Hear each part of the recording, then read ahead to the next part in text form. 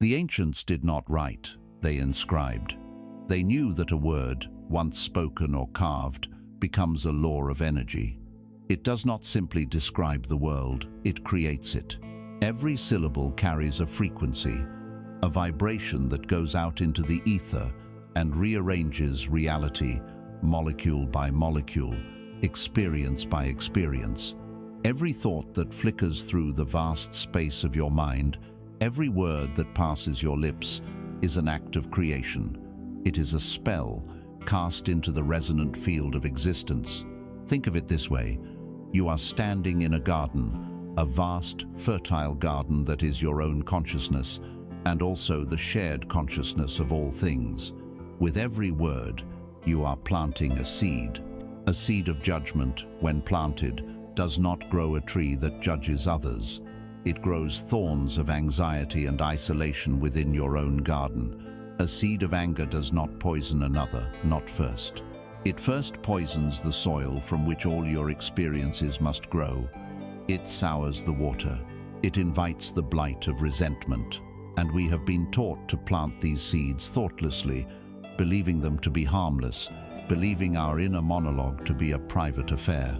But a seed of kindness, a word of genuine compassion spoken to yourself in a moment of failure, a whisper of encouragement to another who is struggling. This seed grows into a tree that offers shade. Its roots stabilize the ground beneath you. Its leaves release the very air of peace you wish to breathe. Its fruit is the sweet nourishment of connection and belonging. This is not poetry, it is physics, the physics of the soul. So I ask you, not as a teacher, but as a fellow traveler, what seeds have you been planting in the silent soil of your own mind and in the shared air you breathe with others? What is the harvest of your life telling you about the seeds you have sown? Look at the landscape of your current reality, the texture of your days, the quality of your peace, the depth of your relationships. It is all a reflection of the words you have given power to. This journey we are about to embark on is not about learning a new vocabulary of positivity. It is not a lesson in etiquette. It is an exploration into the very vibration of being. It is about remembering a forgotten language, the native tongue of your soul, which is peace. It is about learning to use your words, not to describe the cage you find yourself in, but to speak the key into existence that will set you free. It is a path to understanding that to speak with kindness is not merely a virtuous act. It is the most profound act of power you can ever take to reclaim your peace and become a beacon of light in a world that has forgotten its own brilliance. Breathe in, and let us begin. We believe a word is a sound, a fleeting vibration of air. We see it as ink on a page, a collection of letters that we have all agreed hold a certain meaning. But this is like believing a lightning bolt is merely a flash of light and not a tremendous discharge of cosmic energy. It is like believing the sun is just a bright circle in the sky and not the thermonuclear heart of our solar system, bathing us in the life-giving frequencies of its fire. A word, in its truest sense, is a packet of concentrated energy. It is a carrier wave for intention. It is a frequency, and this frequency is its soul. The universe does not operate on mechanics alone. It operates on resonance. Everything, from the chair you are sitting on to the farthest star, is vibrating. Nothing is truly solid. Everything is a dance of energy. And you, as a conscious being, are a broadcaster of this energy. Your primary tool of broadcast is the word. When you speak, you are not just making noise, you are sending a signal into the quantum field. You are casting a vibrational net into the ocean of potentiality, and what you catch is determined by the frequency of the net you cast. Let us move beyond the abstract. Consider the science of cymatics, where sound is made visible. A tone played across a surface of water or sand will arrange the particles into intricate geometric patterns. A harmonious frequency creates patterns of exquisite beauty and symmetry, mandalas of crystalline perfection. A dissonant, chaotic frequency creates disorder, formless heaps, and patterns of decay. Your body is over 70% water. Your consciousness is an even finer substance. What kind of patterns do you think your words are creating in the very cells of your being and in the energetic field of those around you? Let us use an image. Consider your consciousness and the consciousness of every person you interact with as a perfectly still lake at dawn. The water is clear. The surface is like glass, reflecting the sky with perfect fidelity. Now, a word is spoken. Let us first imagine this word is born from a place of true, unconditional kindness. A word of genuine appreciation. A word of gentle forgiveness. This word, this vibration, lands on the surface of the lake not with a violent splash, but with a gentle resonant touch, like a single dewdrop falling from a leaf. It creates a ripple. But look closely at this ripple. It is a perfect, concentric circle of energy that expands outwards, harmoniously, without disturbing the clarity of the water. It travels across the entire surface of the lake, its gentle energy touching every shore. The reflection of the sky may shimmer for a moment, but it remains whole, perhaps even more beautiful in its living movement. This is the vibration of kindness. It is an expansive, coherent, and integrating energy. It calms the nervous system, it clarifies the water, it allows more light to be reflected. And this happens in your own lake, the speaker's lake. At the very same moment it happens in the listener's. You cannot generate a ripple of peace for another without your own waters becoming peaceful first. Now, consider a different word. A word spoken from a place of fear, anger, or judgment. A word of criticism, of ridicule, of complaint. This is not a gentle drop. It is a jagged stone hurled into the water. It does not touch the surface, it breaks it. The splash is violent, chaotic. The impact drives deep, churning up the mud and sediment from the bottom of the lake. The water, once clear, becomes murky, opaque. The reflection of the sky is shattered into 1,000 distorted pieces. The ripples it creates are not harmonious circles, but chaotic, interfering waves that crash against the shores, eroding them. This is the vibration of unkindness. It is a contractive, incoherent, and disintegrating energy. It triggers a primal threat response. It muddies your own waters so profoundly that you can no longer see your own depths or even a clear reflection of the world around you. And you hurl this stone thinking you are attacking another, but the splash and the mud originate in your hand, in your lake. You feel its chaotic impact before anyone else. Every time you speak a harsh word to another, you are first speaking it to yourself. Your cells, your water, your energy field, they all receive the chaotic, muddying frequency first. We have forgotten this. In our modern world, we are swimming in an ocean of jagged stones. The news cycle, the endless scroll of social media commentary, the casual gossip in an office, and most damagingly, the relentless inner critical are constantly hurling stones into our lake. We have become so accustomed to the murky water and the chaotic waves that we have forgotten the feeling of stillness. We mistake the turmoil for life itself. We believe anxiety is a normal state of being. We believe the distorted, shattered reflection is who we truly are. We identify with the mud. But here is the secret that the ancients knew, the secret you are here to remember. You are not the mud, you are not the chaotic waves. You are the stillness of the lake itself. And more importantly, you are the one who chooses what is thrown into it. The power to change the quality of your entire existence does not lie in changing the world outside. It lies in the conscious choice of the words you use to engage with it. It begins with the intention to choose the dewdrop over the stone. The intention to broadcast a frequency of coherence, of harmony, of peace. You do not need to force it. You do not need to pretend. You simply need to become aware of the vibrational quality of your words. When a word forms in your mind, Before it reaches your lips, pause for a sacred instant. Ask yourself, what is the frequency of this? Is this a dewdrop or a stone? Does this expand or contract? Does this clarify or does it muddy? This simple act of awareness is revolutionary. It is the beginning of conscious creation. It is the first step in taking back your power from the chaotic noise of the world and grounding it in the quiet strength of your own being. For every word you speak is a prayer, whether you know it or not. A prayer is a focused vibration. You are constantly praying. The only question is, what are you praying for? Are you praying for more chaos, more mud, more distortion? Or are you praying for clarity, for peace, for light?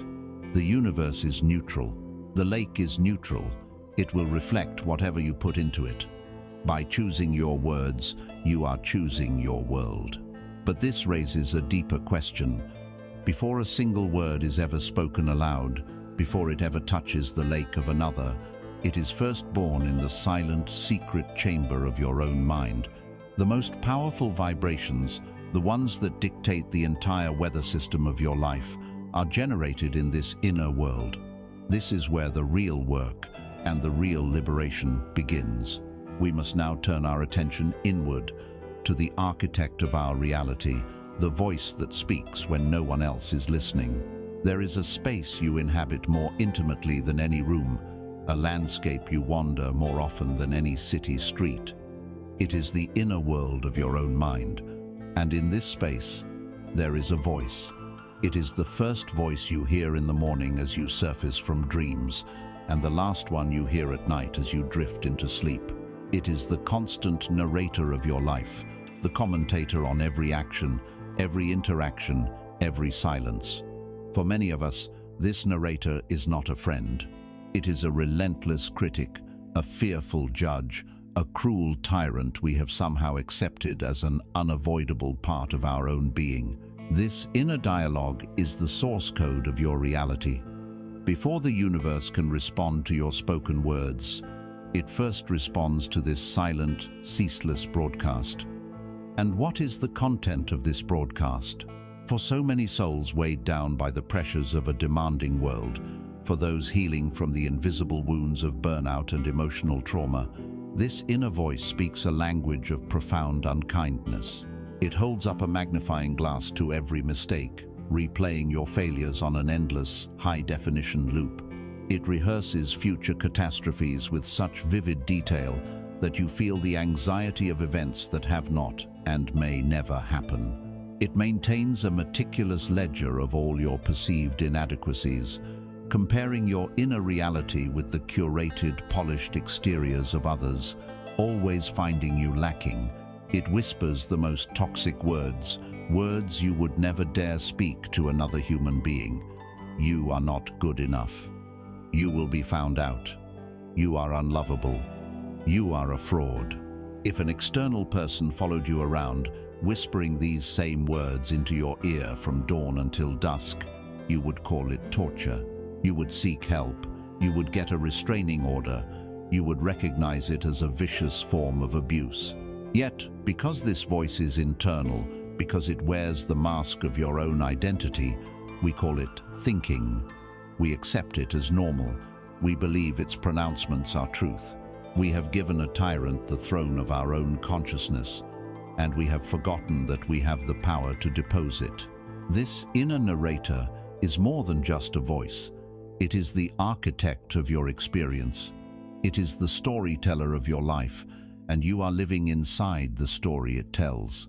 If your inner architect is a fearful and critical one, it will build you a prison. With every repetition of "you can't do that," it lays another iron bar on the window. With every echo of "you're not worthy," it adds another layer of stone to the walls. With every obsessive rehearsal of past pain, it locks the door and fortifies it with the rust of resentment. You live within this structure, feeling its coldness, its limitations, its lack of light, and you mistake it for the world itself. You believe that this is all there is. You cannot speak words of freedom and light to others when you are broadcasting from a prison cell. Your words will always carry the faint metallic echo of your own chains. But what if this architect could be given a new blueprint? What if this storyteller could learn a new story? This is the great work of awakening. The goal is not to kill the voice, for the energy that fuels it is your own life force. The goal is to transform it, to turn the prison warden into a palace architect, to turn the fearful storyteller into a poet of possibility. This transformation begins with a radical act, one that feels almost impossible at first, the act of turning the vibration of kindness inward. Understand that this inner critic was not born evil. It was often born of fear, a distorted and primitive attempt to protect you.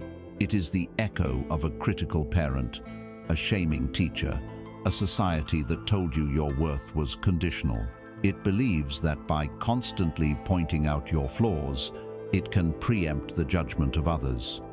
It thinks that by keeping you small, it is keeping you safe from the pain of failure and rejection. It is a frightened child in your mind, screaming warnings, believing it is helping. To fight it with anger is to fight a frightened child with more fear. It only strengthens the prison walls. The only force that can soothe this child and begin to dismantle its fearful constructions is the high, warm frequency of compassion. The practice begins with simple, non-judgmental awareness. When you hear the voice begin its litany of lack, do not fight it. Do not believe it. Simply notice it. Label it. Ah, that is the story of not being good enough. There is the voice of fear about the future. In this act of noticing, you create a space. In that space, a profound truth is revealed. You are not the voice. You are the one who hears the voice. You are the vast, silent awareness in which the voice appears and disappears. This is the first crack of light in the prison wall. The second step is a gentle interruption. You do not need to argue with the voice. That gives it more energy. You simply introduce a new vibration. You can say internally, with as much gentle sincerity as you can muster, "Thank you for trying to protect me, but I am safe. I am choosing a different thought now." And then you deliberately plant a new seed. For every "I am a failure," you consciously introduce the thought, "I am learning and growing." For every "I am unlovable," you gently offer, "I am worthy of compassion, starting with my own." In the beginning, this will feel absurd. It will feel like a lie. The new thought will feel like a tiny, fragile seedling next to the ancient, overgrown forest of your negative conditioning. This is natural. The prison feels more real than the open field because you have lived in it for so long. Your job is not to believe the new word instantly, but simply to introduce it into the ecosystem of your mind, again and again. You are not demolishing the prison in one grand explosion. You are patiently, lovingly dismantling it brick by brick, day by day. And with each critical brick you remove, you use its substance, transformed by your compassion, to lay the foundation of your palace. This is the most fundamental act of kindness. It is the prerequisite for all authentic peace. You cannot pour from an empty cup, and you cannot speak genuine kindness into the world from a heart that is at war with itself. As you patiently continue this inner work, something miraculous begins to happen. The atmosphere of your inner world begins to change. The cold, damp air of the prison is gradually replaced by the warm, light-filled air of the palace. The architect, feeling your compassion, slowly learns its new trade, building arches of self-acceptance and windows that open onto vistas of potential. When the architect inside you is no longer building walls but opening windows, the light from your palace begins to pour out into the world. It needs no effort. A lamp does not struggle to shine. It simply is a lamp. When your inner world is no longer a war zone but a sanctuary, the energy you radiate changes fundamentally. Your very presence begins to resonate with this inner kindness, and your words, now born from a place of peace, begin to ripple through the universe in a new and powerful way. carrying the authentic echo of the light you have so carefully cultivated within. Once you have begun the sacred work of transforming your inner architect from a warden into an artist, a new quality of light begins to emanate from the palace you are building within. This light is subtle at first, a gentle warmth in your own heart, a quiet stillness in your own mind, but its nature is to expand. It seeks expression. Now, we shall follow the journey of this light as it takes form in a spoken word, as it leaves the sanctuary of your inner world and steps into the vast, interconnected field of the universe. For here lies another profound law, one that governs the flow of all energy. Nothing is ever lost, and everything echoes. We have been taught to think of the world as a series of separate objects and isolated events. We speak a word, it hangs in the air for a second, and then it is gone, absorbed into the silence. This is an illusion, a trick of our limited senses. The universe is not a void, it is a plenum. It is a field of infinite interconnectedness, a cosmic web of consciousness where every thread is touching every other thread. A word spoken into this field does not travel in a straight line and then die. It ripples. It vibrates along the threads of this web. It echoes. This is the law of karma, stripped of superstition and dogma. It is not a cosmic judge in the sky keeping a tally of your good and bad deeds. It is a simple, impersonal, and unavoidable law of energetic physics. What you send out, you receive back. The echo of your own voice is what shapes the landscape you must walk through. Let us use a metaphor. Imagine yourself in an immense, dark, and silent space. This space represents the collective consciousness, the shared reality we all inhabit. You are one point of awareness within it. Your word of genuine kindness, born from the palace of your own cultivated peace, is the striking of a single match. In that instant, several things happen. First, and most obviously, light appears where there was only darkness. It instantly illuminates the face of the person before you. For a moment, you see their humanity, their vulnerability, their light, which was hidden by the gloom. In that same light, they, in turn, see the light in your face, the sincerity in your eyes. A moment of true human connection is created, a small island of warmth and light in the vast darkness. But the true power of this flame is not just that it burns, but that it can be shared without diminishing itself. This is the miracle of light and the miracle of kindness. The person whose face you illuminated, who felt the warmth of your flame, can now take your light and light their own candle. You have not lost anything. In fact, the total light in the room has doubled. They then walk away, carrying that light into another dark corner of the room, and they use their flame to light the candle of another, and that person lights another. Your single small act of striking a match has now begun a chain reaction of illumination that travels far beyond your sight, far beyond your knowledge.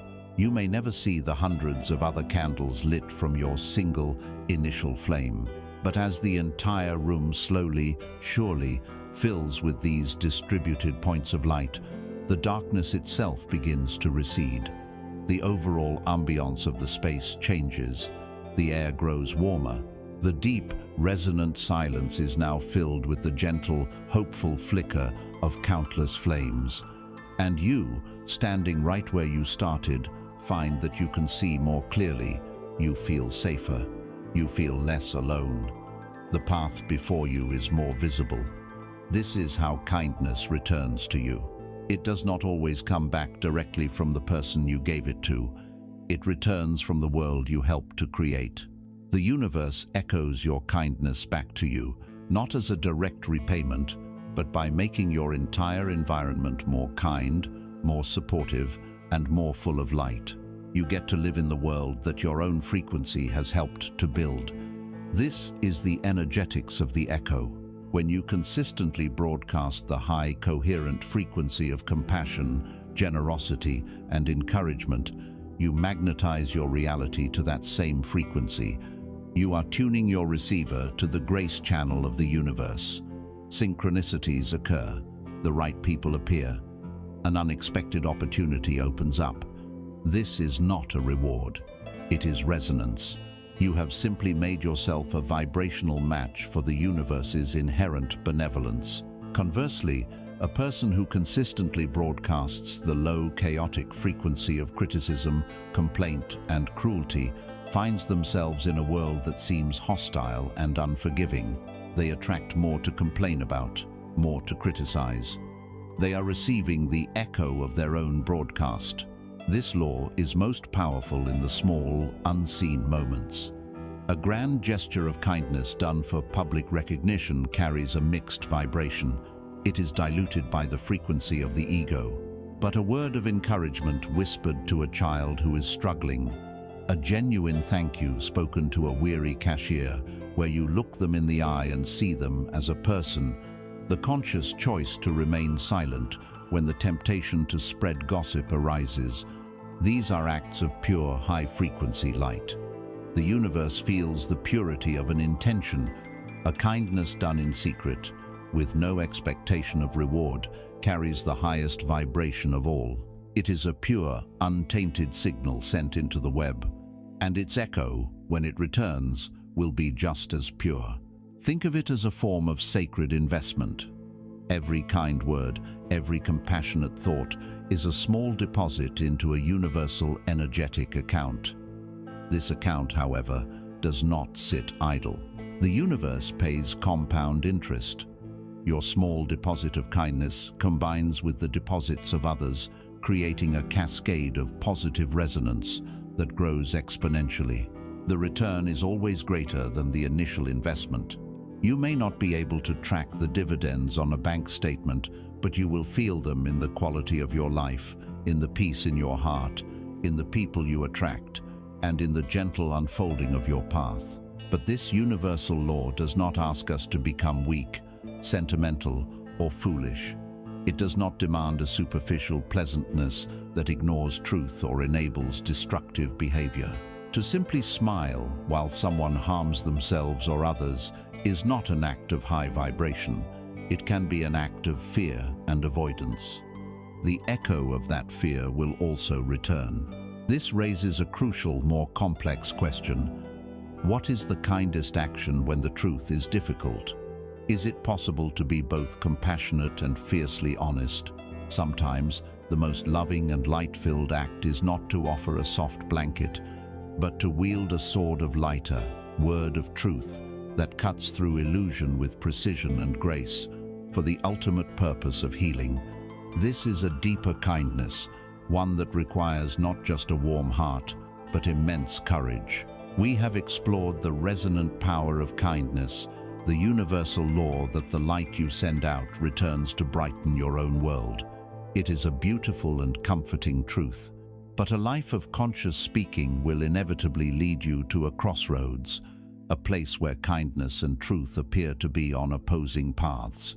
You will face a situation where silence feels like a lie, yet speaking up feels like an attack. Do you speak a hard truth to a loved one, knowing it will cause them immediate pain? Do you confront an injustice, knowing it will create conflict? Do you remain silent in the name of keeping the peace, while a destructive pattern continues to fester? Many become paralyzed here, believing they must choose between being kind and being honest. This is a profound misunderstanding of both. True kindness is not always soft, and true peace is not the absence of conflict, but the presence of integrity. The energy of truth itself is neutral. It is like a sword. In unskilled or unloving hands, truth becomes a blunt weapon. It is used to prove a point, to win an argument, to establish dominance, or to punish. We have all seen this. We have all felt it. It is the truth that is wrapped in the barbs of "I told you so," or coated in the poison of self-righteousness.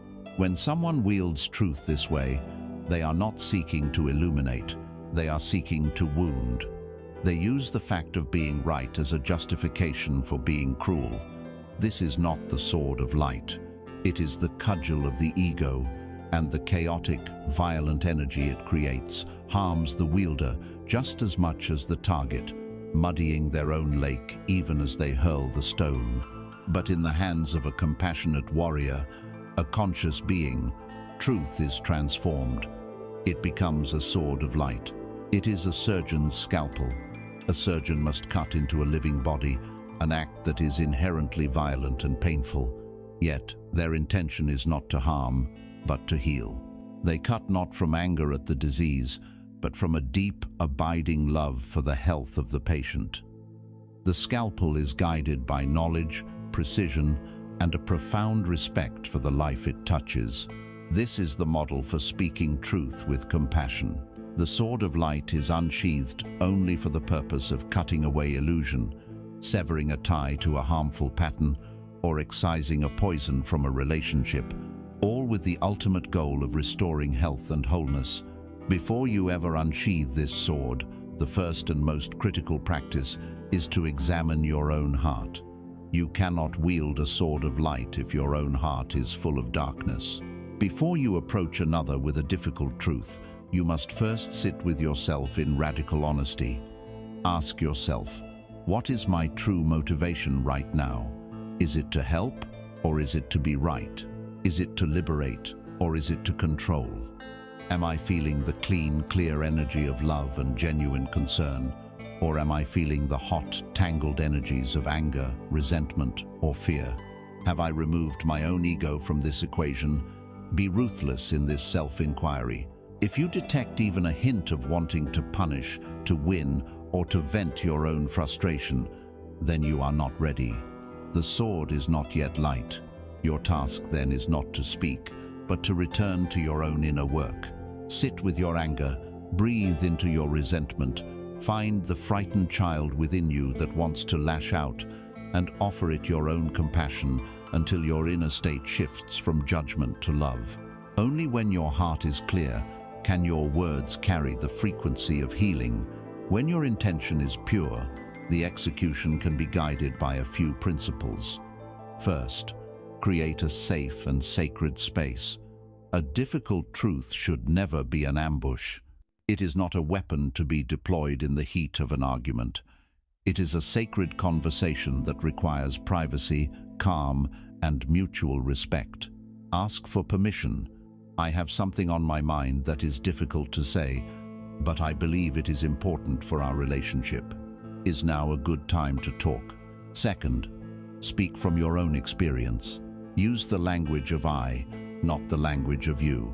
Instead of saying, "You are so defensive," which is an attack, you can say, "When I try to share my feelings, I experience a defensive reaction and I feel shut down." The first is a judgment of their character. The second is a truth about your own experience. It invites empathy rather than escalating conflict. Third, be precise and clean. The sword of light does not hack and saw. It makes a single, precise cut. Avoid dramatic generalizations like "you always" or "you never."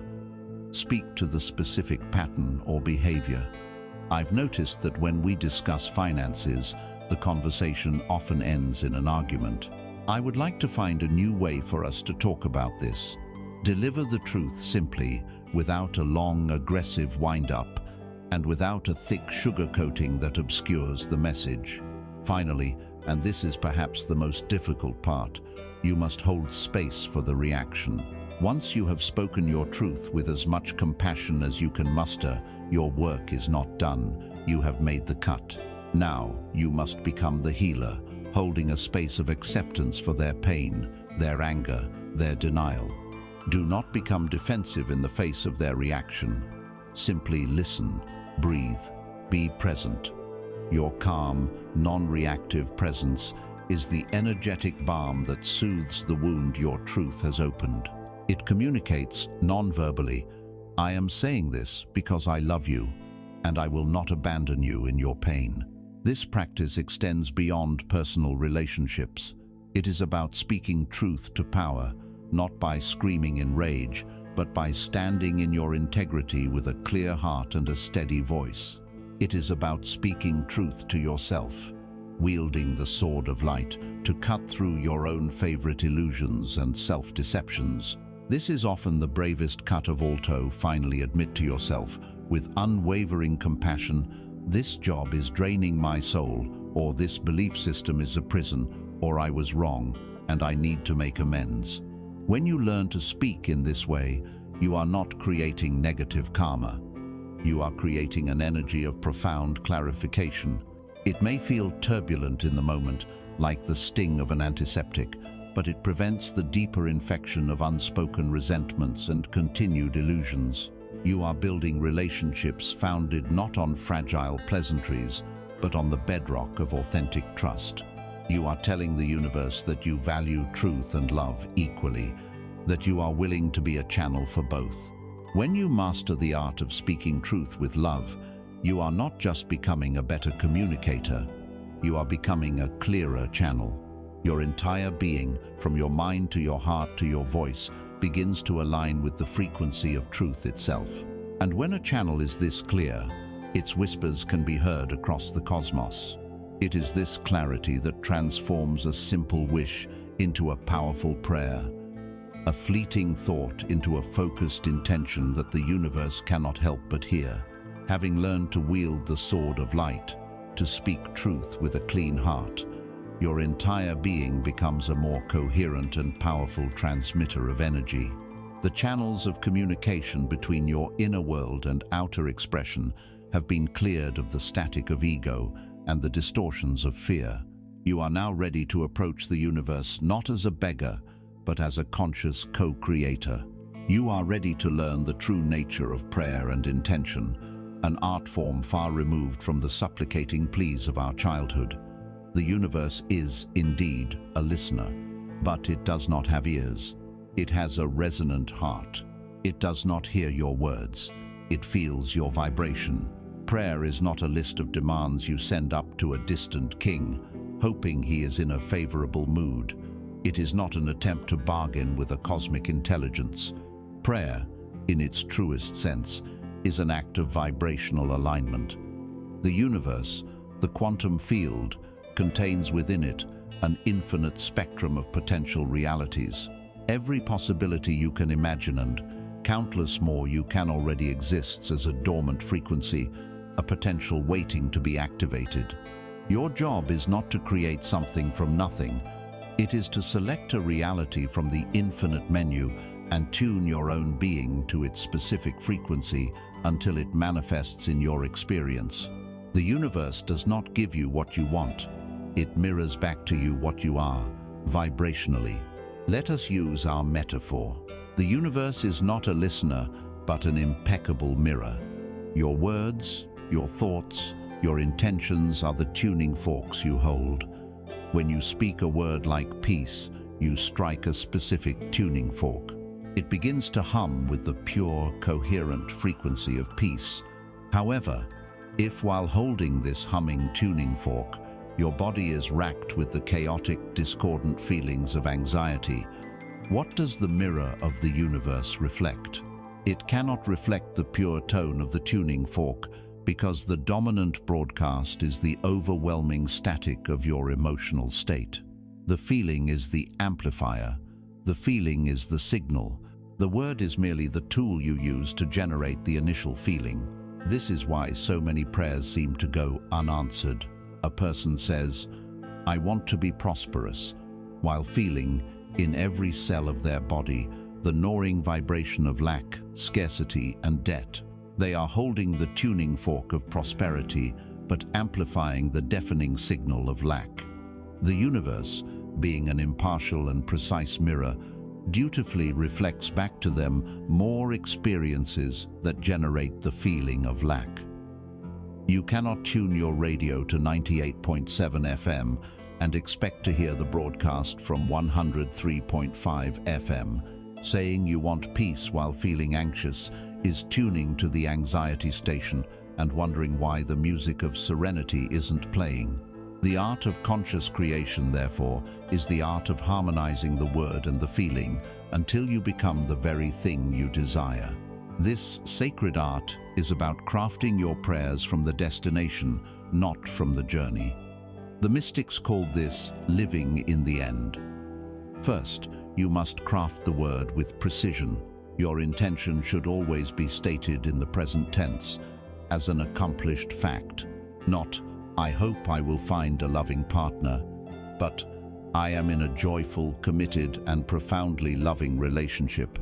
Not, I want to heal, but I am whole, vibrant, and my body knows how to maintain perfect health. The word must affirm the isness of your desire, for in the quantum realm, all time is now. To speak of a future event is to lock it in the future, forever just out of reach. Once you have the word, the present tense declaration, you perform the most crucial step. You close your eyes and you ask yourself a sacred question. What would it feel like if this were already true? Then you let go of the analytical mind and you conjure that feeling within your body. What is the physical sensation of relief? Let it wash through you. What is the emotional texture of joy? Let it bubble up in your chest. What is the quiet, expansive calm of knowing you are safe and loved? Breathe it into every cell. You are not pretending. You are not lying to yourself. You are running a new energetic program. You are rehearsing a future reality so perfectly in the present that your body, your subconscious mind, and the quantum field do not know the difference. The body, believing it is already experiencing this new reality, begins to change its chemistry. The quantum field, receiving this clear, coherent broadcast, begins to rearrange itself to match the signal you are sending. The most potent feeling of all to seal this prayer is gratitude. To give thanks for something after you have received it is politeness. To give thanks for it before it has physically manifested is an act of immense creative power. Gratitude is the ultimate statement of faith. It is a vibrational declaration to the universe that you have no doubt that the desire is already yours, that the creative process is already complete on the energetic plane. When you speak your intention, I am living in my beautiful, peaceful new home, and you follow it with the overwhelming feeling of gratitude for that home, you collapse the wave of potentiality into a single, defined reality. Gratitude is the signature on the cosmic contract. It is the Amen that seals the prayer, not as a plea, but as a recognition of a truth already established. Beware of the language you use. The creative mind works in images. If you pray, I don't want to be in debt anymore, the dominant image and vibration you are offering is debt. The universe, like a search engine, picks up on the keyword. You must give it a new, positive blueprint.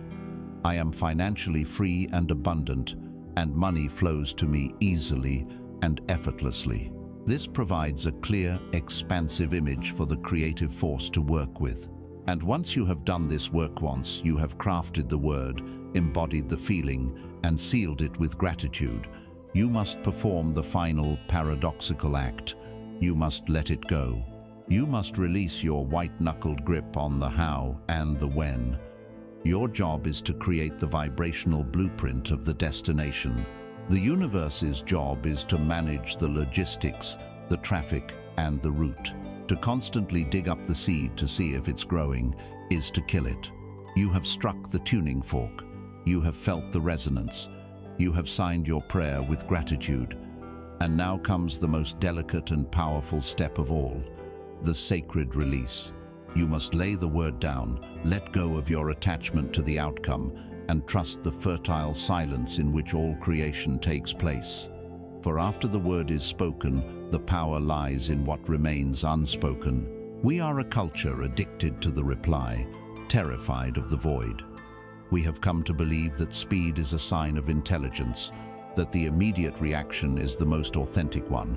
In a conversation, the space between one person's finishing and another's beginning has become a frantic, anxious race to fill the silence, lest we be thought slow, unintelligent, or disengaged. Our inner world is no different. It is a relentless cascade of thought, reacting to thought, a noisy, churning monologue that rarely, if ever, ceases. We fill every potential moment of quiet with podcasts, with music, with the endless scroll, with anything to avoid the perceived emptiness of a pause. But we have been profoundly misled. The universe's greatest creations unfold in immense, unhurried silence. A star is not born in a noisy explosion, but in the slow, silent gravitational collapse of a nebula over millions of years. A tree does not burst from the ground overnight. It germinates in the dark, silent soil, gathering its strength in secret. The most profound intelligence, the deepest wisdom, and the most powerful creative force do not reside in the frantic noise of reaction, but in the spacious, fertile stillness of the sacred pause. Consider a typical human interaction. It functions like a simple machine. A stimulus is presented, and a pre-programmed reaction is executed. Your partner says a word that has, in the past, been associated with conflict. That is the stimulus. Instantly, your nervous system fires. The adrenal glands secrete hormones, the heart rate increases, the muscles tense. This is the inner reaction. It is followed, almost instantaneously, by the outer reaction, a defensive reply, a sarcastic tone, an accusatory question. From stimulus to reaction, the process might take less than a second, and in that second, you were not free. You were a machine, an automaton running a script written long ago by past hurts and conditioned reflexes. You did not choose your response. It was chosen for you by your history. This is the source of so much of our suffering, this unconscious, mechanical reactivity. We replay the same painful scenes over and over, with different people in different settings, wondering why our lives are not changing. It is because we have not yet discovered the technology of the sacred pause. The pause is the conscious act of inserting a sliver of silent awareness between the stimulus and the response. It is a micro-meditation that you can practice 100 times a day. It is the most powerful tool you have for reclaiming your freedom. Let us replay the scene. Your partner says the triggering word. The stimulus arrives. Your body begins its ancient, programmed reaction. But this time, you do something different. Before a single word leaves your lips, you do nothing. You simply breathe. You take one conscious, deliberate inhalation and one conscious, deliberate exhalation. In that 1 second, that single breath, you have thrown a wrench into the gears of the reactive machine. You have opened up a space, and in that space, a universe of possibility is born. Let us look at what happens within this sacred space. First, the initial chemical wave of emotion begins to crest and fall. The primal surge of anger, fear, or shame is an intense but short-lived physiological event. By not immediately acting on it, you allow the wave to pass through you without becoming the wave itself. You are no longer surfing the tsunami of your own adrenaline. Second, you shift from being the protagonist in the drama to being the audience. You are no longer the anger. You are the awareness that is noticing the feeling of anger in your chest. You feel the heat, the tightness, the frantic energy, but there is a part of you that is simply watching, calm and unmoved. This is the beginning of true self-mastery. Third, as the emotional waters begin to clear, clarity arises. You might suddenly understand what was behind their words. Perhaps their triggering comment was not an attack, but a clumsy expression of their own fear or insecurity. Your focus shifts from defending yourself to potentially understanding them. Finally, and most importantly, choice emerges. The old, conditioned, reactive reply is still there, an option on the menu. But it is no longer the only option. Now there are others. To remain silent, to ask a gentle, clarifying question, to speak your own truth from a place of calm center, or to simply walk away. You have transformed from a machine into a conscious being. You have traded the prison of reactivity for the open field of creative response. Think of a masterful musician. Their genius lies not only in the notes they play, but in the silences they keep. The pauses between the notes create the rhythm, the melody, the tension, and the release. Without the silence, there is only noise, a constant, unyielding drone. Most of our communication has become noise. We drone on, desperate to make our point, terrified of the space that would allow for true understanding to enter. By mastering the sacred pause, you learn to make music in your conversations. You give your words weight and significance. You create an open, inviting space for the other person's truth to emerge. The pause becomes a gesture of profound respect, a silent communication that says, "I am not just waiting for my turn to speak.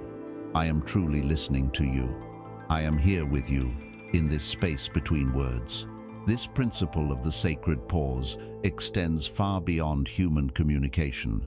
It is the fundamental law of all conscious creation. As we explored, when you set a powerful intention, when you speak your prayer into the heart of the cosmos, you have planted a seed. The ego, the reactive mind, immediately wants to take action. It asks, is it working yet? When will it arrive? What are the signs? It is the nervous gardener, filled with doubt, who digs up the seed every hour to check for growth, and in doing so, ensures that it will never sprout. After the word of creation is spoken, your work is to enact the sacred pause on a cosmic scale. This pause is called trust. The silence that follows your prayer is not an emptiness. It is the fertile, dark soil. It is the cosmic womb. It is the sacred gestation period where the unseen forces of the universe begin to weave the tapestry of your manifestation. Your job, after planting the seed, is to tend to the soil, not to the seed itself. Tending the soil means maintaining your own high vibration. It means living in the feeling of the wish fulfilled. It means cultivating gratitude for what is on its way. It means trusting the silence. Every time you worry, every time you doubt, every time you impatiently demand to know how or when, you are sending tremors of low-frequency anxiety into the soil. You are disrupting the delicate, invisible process of germination. The universe speaks in whispers. Its guidance comes not in loud pronouncements, but in quiet, intuitive nudges, in synchronicities that seem like coincidences, in ideas that appear as if from nowhere when your mind is quiet. If your inner world is filled with the noise of doubt and impatience, you will miss these whispers. You will be deaf to the subtle guidance that is trying to lead you along the path of least resistance to your desire. The sacred pause, the act of trusting the silence, is an act of profound listening. It is a declaration of faith that a higher intelligence is at work. It requires you to become comfortable in the liminal space of not knowing. The ego wants a 5-year plan with charts and spreadsheets. The soul is perfectly comfortable navigating the mystery, guided by the whispers it hears in the stillness. Ultimately, the sacred pause is not just a technique to be used, but a state of being to be inhabited. It is about cultivating a background of stillness that permeates your entire life. You can find these moments everywhere, tiny portals into peace. Find the pause in the moment after you park your car, before you open the door. Feel the silence. Take one conscious breath. Find the pause while you wait for the kettle to boil, resisting the urge to pick up your phone. Just stand and be.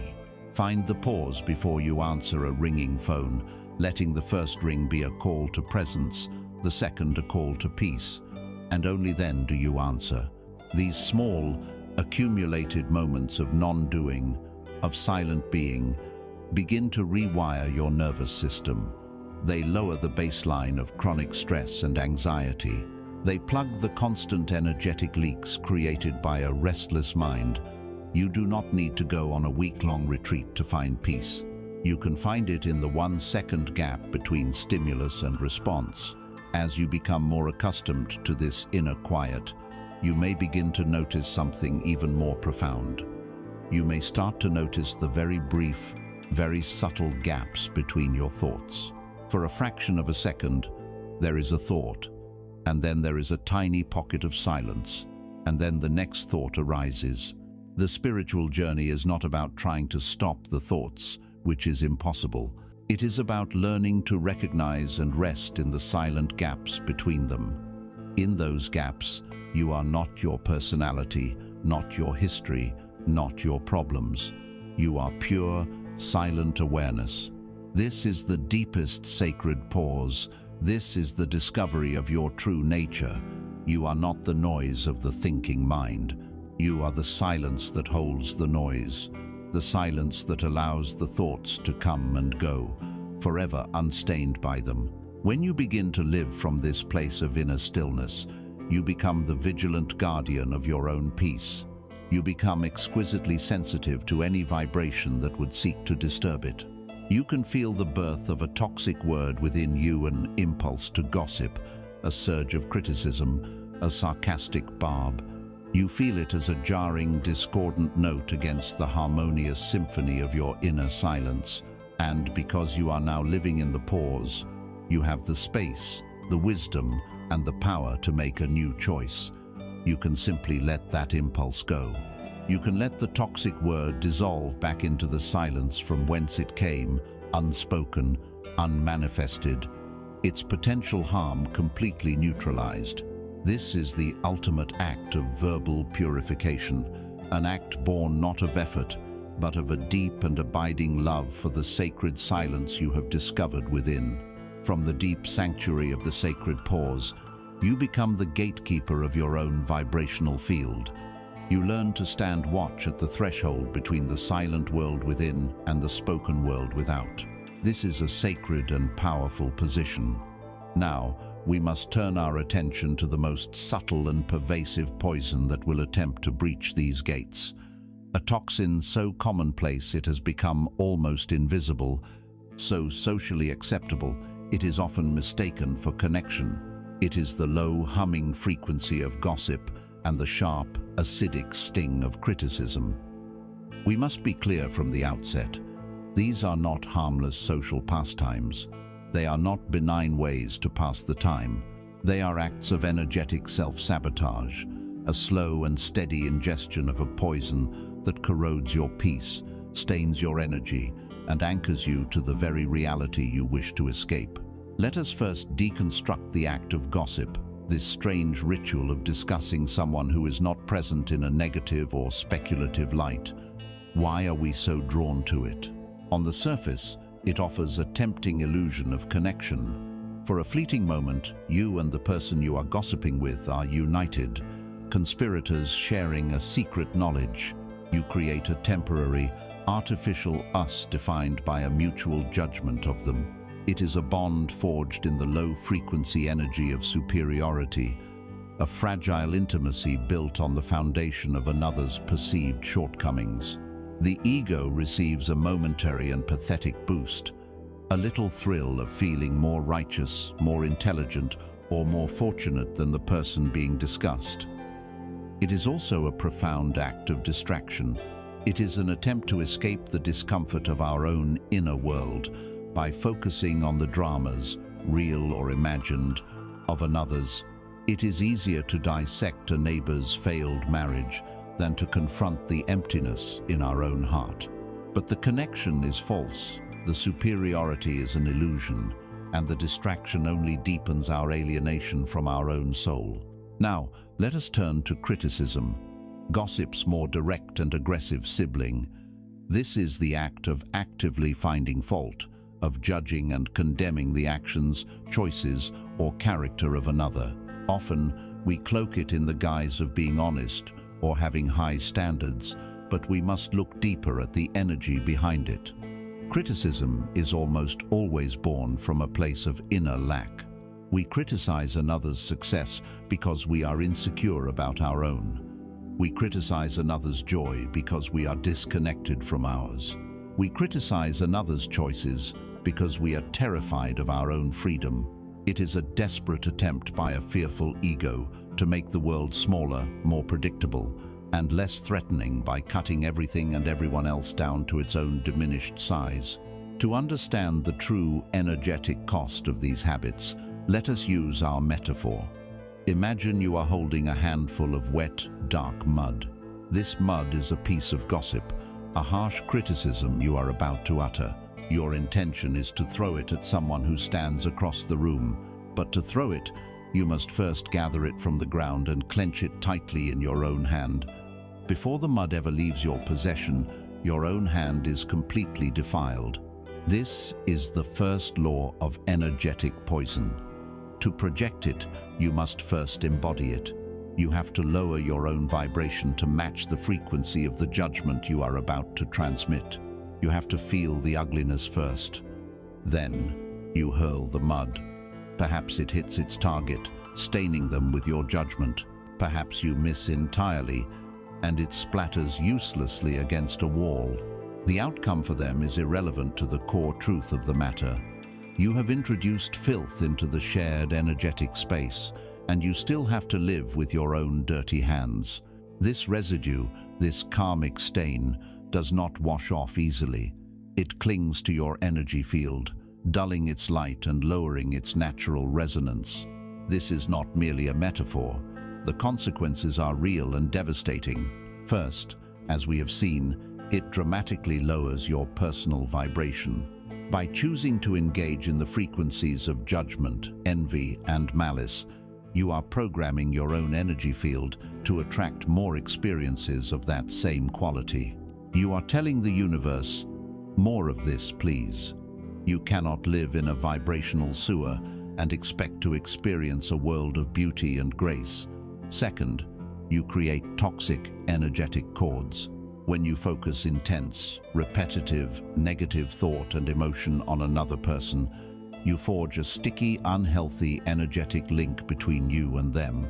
This cord becomes a two-way channel for toxic energy, draining your vitality and keeping you perpetually entangled in their life and their dramas, even when you are physically apart. The only way to sever these cords is to cease the negative focus that created them in the first place. Third, and perhaps most insidiously, you are training your own mind to see the worst in everything.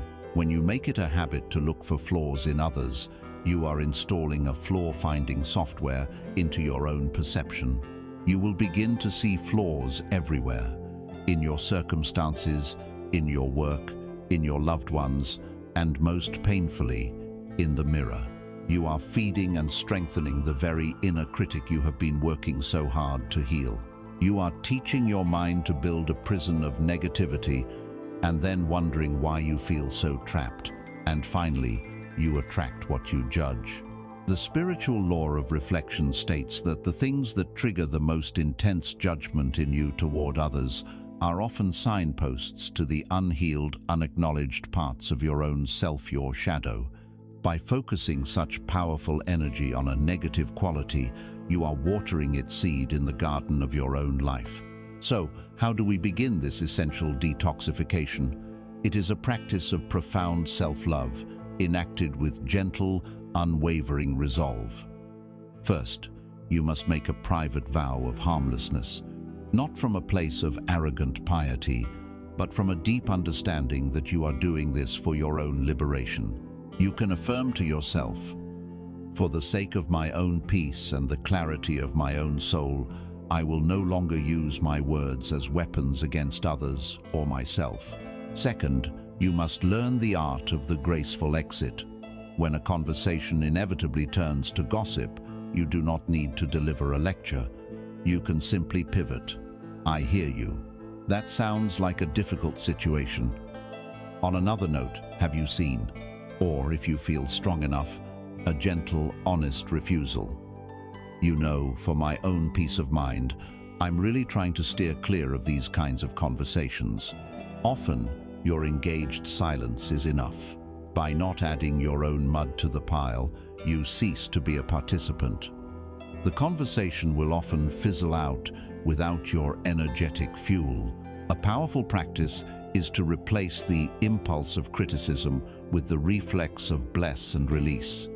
When you feel the familiar sting of judgment arising toward someone, catch it, pause, take a breath. Then, silently in your own mind, say their name and affirm, "I bless you," and "I release you." This is not about condoning their behavior. It is an act of energetic sovereignty. You bless them with a wish for their own healing and highest good, and you release them from your psychic grip, cutting the toxic cord and setting yourself free. Do not confuse this process with the suppression of all negative feelings. There is a vast difference between toxic, repetitive gossip and consciously processing a difficult experience with a trusted friend. The former is about blame and character assassination.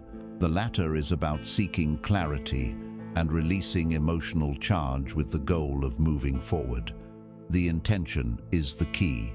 By refusing to speak the poison of gossip and criticism, by starving these low-frequency habits of your attention and energy, you create a sacred emptiness within your verbal life. You have stopped ingesting the toxin, but nature abhors a vacuum. This new, clean, and spacious territory is now ready to be filled. It is a fallow field waiting for new seeds, but it will not be filled with just anything. It must be consciously and deliberately cultivated with words of power, words that build, words that heal, words that align you not with what is wrong with the world, but with the divine potential that lies waiting within it and within you. It is time to move from the crucial work of detoxification to the joyful work of active nourishment. Having cleared the fertile ground of your mind from the toxic weeds of gossip and criticism, you are no longer a passive victim of your verbal environment. You are now a conscious gardener, standing before a clean, prepared field, ready for a new season of intentional cultivation. This is a moment of immense power and potential. The question is no longer what to remove, but what to plant. The tools for this sacred gardening are the ancient and powerful instruments known as mantras and affirmations. These are not tools of wishful thinking or self-deception. They are precise instruments of neurological and spiritual engineering, designed to systematically reprogram the deep, controlling intelligence of your subconscious mind. To understand their power, we must first understand the nature of the mind they are designed to influence. Your conscious mind, the one that is listening to these words right now, is like the gardener. It can decide, plan, and analyze. But the subconscious mind is the soil itself. It is vast, deep, and utterly non-judgmental. It does not reason or argue. It simply accepts whatever seeds are dropped into it and begins the process of germination. For most of us, this rich soil has been untended for decades, sown with seeds planted by others in our childhood, seeds of fear, doubt, and limitation. A parent's careless criticism, a teacher's expressed doubt, a cultural message of inadequacy. These seeds, watered by years of repetitive, unconscious thought, have grown into a thick, tangled jungle of negative beliefs that now operate automatically, forming the very architecture of our reality. These automatic negative thoughts run along well-worn neural pathways in the brain. Imagine a dirt road in a forest. The first time a cart travels down it, the path is barely visible, but after thousands of journeys, deep ruts are formed. It becomes almost impossible for the cart's wheels to leave these grooves. This is how your negative self-talk operates. The thought, "I'm not good enough," has traveled that neural road so many times that it has become the mind's path of least resistance. It is an automatic, effortless habit. An affirmation, then, is the conscious and deliberate act of wrenching the wheels of the mind out of that old, muddy rut and beginning to carve a new path alongside it. At first, this requires tremendous effort. The wheels will constantly try to slip back into the old, familiar groove. The new path is uneven and full of resistance. When you first declare, "I am worthy and deserving of love," it may feel like a lie. Your mind, comfortable in its old rut, will scream at you, presenting a mountain of evidence to the contrary. But this is the work. With each repetition, the new path becomes a little clearer, a little deeper, a little more defined. You are physically forging a new neural pathway through the science of neuroplasticity. The brain, in its infinite adaptability, begins to prune the old, unused connections and strengthen the new one. Eventually, after consistent, dedicated practice, the new path, the path of "I am worthy," becomes the default. It becomes the new path of least resistance. You have not just changed a thought, you have physically rewired your brain. To be effective, this spiritual technology must be used with precision. The art of crafting a powerful affirmation follows several key principles. First, it must always be stated in the present tense. Not "I will be confident," but "I am confident and poised in all situations." The subconscious mind operates only in the eternal now. To state something in the future is to command it to remain forever in the future. Second, it must always be stated in the positive. The subconscious does not process negatives well. If you affirm, "I am not afraid," the subconscious latches onto the operative word, afraid. You must give it a positive, expansive target to move toward. I move through life with courage and grace. Third, it must be personal and emotionally resonant. Use "I am" statements. While you can borrow affirmations from others, the most potent ones are those you craft yourself to address your specific inner state. An affirmation should feel like a sigh of relief, a breath of expansive freedom when you say it. Finally, and most crucially, an affirmation must be infused with feeling. An affirmation repeated mechanically, like a bored student reciting a multiplication table, has almost no power. The word is the key, but the feeling is the energy that turns the key in the lock. After you speak or think the words, "I am a magnet for joy and abundance," you must take a moment to feel what that would be like. Feel the lightness, the gratitude, the excitement. The word is the blueprint. The feeling is the construction crew. While affirmations are powerful psychological tools, mantras are their ancient, mystical cousins. A mantra is a sacred sound current, a vibrational technology revered for millennia. In traditions like yoga and Buddhism, it was understood that certain sounds, when repeated, have a direct effect on the physical and energetic body. They vibrate the upper palate of the mouth, which in turn stimulates the master glands of the brain, the pituitary and pineal glands, altering your state of consciousness. The meaning of a mantra is important, but the physical vibration, the nad, is the primary technology. A simple universal mantra like Om is said to be the vibration of creation itself, a sound that attunes your entire being to the resonant frequency of the universe.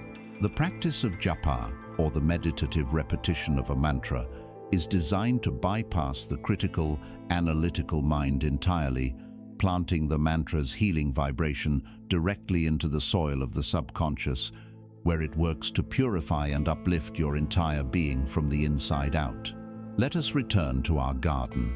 The daily practice is simple and profound. First, you must practice weeding. This is the act of mindfulness, of simply noticing the automatic negative thoughts as they arise, without judgment. Ah, there is the not good enough weed again. Second, you practice planting. You gently remove the weed and plant your chosen flower in its place. You replace the automatic negative thought with your chosen affirmation. You don't have to fight the weed or curse it. You simply acknowledge it and choose differently. Third, you must water your new seeds. This is repetition. Say your affirmations in the morning upon waking, when the subconscious is most receptive. Say them at night before sleeping. Write them on a note and place it on your mirror. The consistency of the repetition is what nourishes the new neural pathways. And finally, you must provide sunshine. This is the emotion, the feeling. Every time you repeat your affirmation, bathe it in the sunshine of gratitude, joy, and unwavering faith. Be prepared for resistance. The ego, which identifies with your old story of lack and limitation, will fight for its survival. It will feel threatened by this new, expansive reality you are declaring. It will call you a liar. It will tell you to be realistic. Acknowledge this voice as the guardian of your old prison. Thank it for trying to keep you safe in your familiar misery, and then gently, lovingly, return to your practice. The affirmation is not a description of your current reality. It is a declaration of your chosen destiny. You are not lying, you are prophesying. By diligently practicing this sacred science of affirmations and mantras, you are not just changing your thoughts, you are rewriting the fundamental code of your subconscious mind. You are changing the inner blueprint from a design of lack and fear to one of indwelt peace, love, and infinite potential. And when the blueprint is changed, the physical world, which is but a loyal and flawless reflection of this inner design, has no choice but to begin its own transformation. The Word, having reshaped your inner world, is now ready to take on flesh, to move from thought into form. Having diligently rewritten the blueprint of your subconscious mind with words of power, you now stand at the threshold between the inner and outer worlds, the realms of cause and effect. You have tended to the garden within, and now you will see how that inner landscape projects itself outward to become the world you experience. It is time to understand the sacred mechanics by which thought takes on flesh, how the silent, energized word becomes the solid, tangible world. For the greatest secret, hidden in plain sight, is that the physical world is not a static, objective stage upon which you are merely an actor. The world is a fluid and flawless mirror, a vast, three-dimensional canvas that has no choice but to reflect back to you the dominant state of your own consciousness. To grasp this, we must look beyond classical physics into the realm of spiritual physics. The fundamental truth of our universe is that everything is energy. Your body, the chair you sit in, the money in your wallet, the relationships in your life, all of it is simply energy vibrating at different frequencies. The physical world we perceive as solid is merely energy vibrating at a very slow, dense, and condensed rate. Your thoughts, and, more potently, your feelings, are also energy, but they vibrate at a much faster, finer, and more dynamic frequency. Creation is the process of thought energy impressing itself upon the universal field of consciousness and slowing its vibration down until it precipitates into a dense, physical form. This process operates under a universal law known by many names: the law of attraction, the law of resonance, the law of correspondence. The principle is simple. Like energy attracts like energy. A thought or feeling, when held consistently and charged with the powerful emotion of belief, becomes an energetic vortex, a powerful magnet. It begins to draw unto itself energies of a similar frequency from the unmanifested field of all potential. This vortex pulls and condenses these energies, slowing them down, organizing them, until they coalesce into the physical objects, people, opportunities, and circumstances that perfectly match the original vibration. This is not magic, though its results can seem magical. It is metaphysics. It is the natural, lawful, and predictable process of how energy becomes experience. To make this tangible, imagine yourself as a master sculptor standing in the center of your studio, which is your own consciousness. Before you lies a magnificent, formless block of white marble. This marble is the quantum field, the universal substance, the formless potential from which all things are made. It is neutral, and it contains within it every possible creation, just as a block of stone contains every possible statue. Your desire, clarified through the work of intention, is the vision you hold in your mind's eye of the finished sculpture, the vision of health, of love, of peace. Your words, your affirmations, your declarations, your daily inner and outer dialogue, your chisel. Every word you speak with focus is a strike of the chisel against the stone. But a chisel alone is useless. It needs force. The force that drives the chisel, the power that makes it cut deep into the marble and shape it according to your will, is your feeling. A word spoken mechanically, without any emotional charge, is a chisel held limply against the stone. It makes no mark. A word spoken with the intense, unwavering feeling of it already being true is a powerful strike with a heavy mallet. It sends chips of unwanted marble, the circumstances of your old reality flying away, revealing the beautiful form hidden within the stone. Every time you declare "I am peace" and truly feel the calm resonance of peace in your body, you are making a decisive, expert cut, shaping your world into the form of your inner state. This is why your inner state of belief is the ultimate creative catalyst. Belief is the steady hand of the sculptor.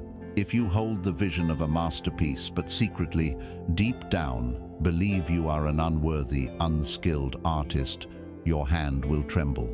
Your strikes will be hesitant and weak. You will doubt the beauty of your own vision.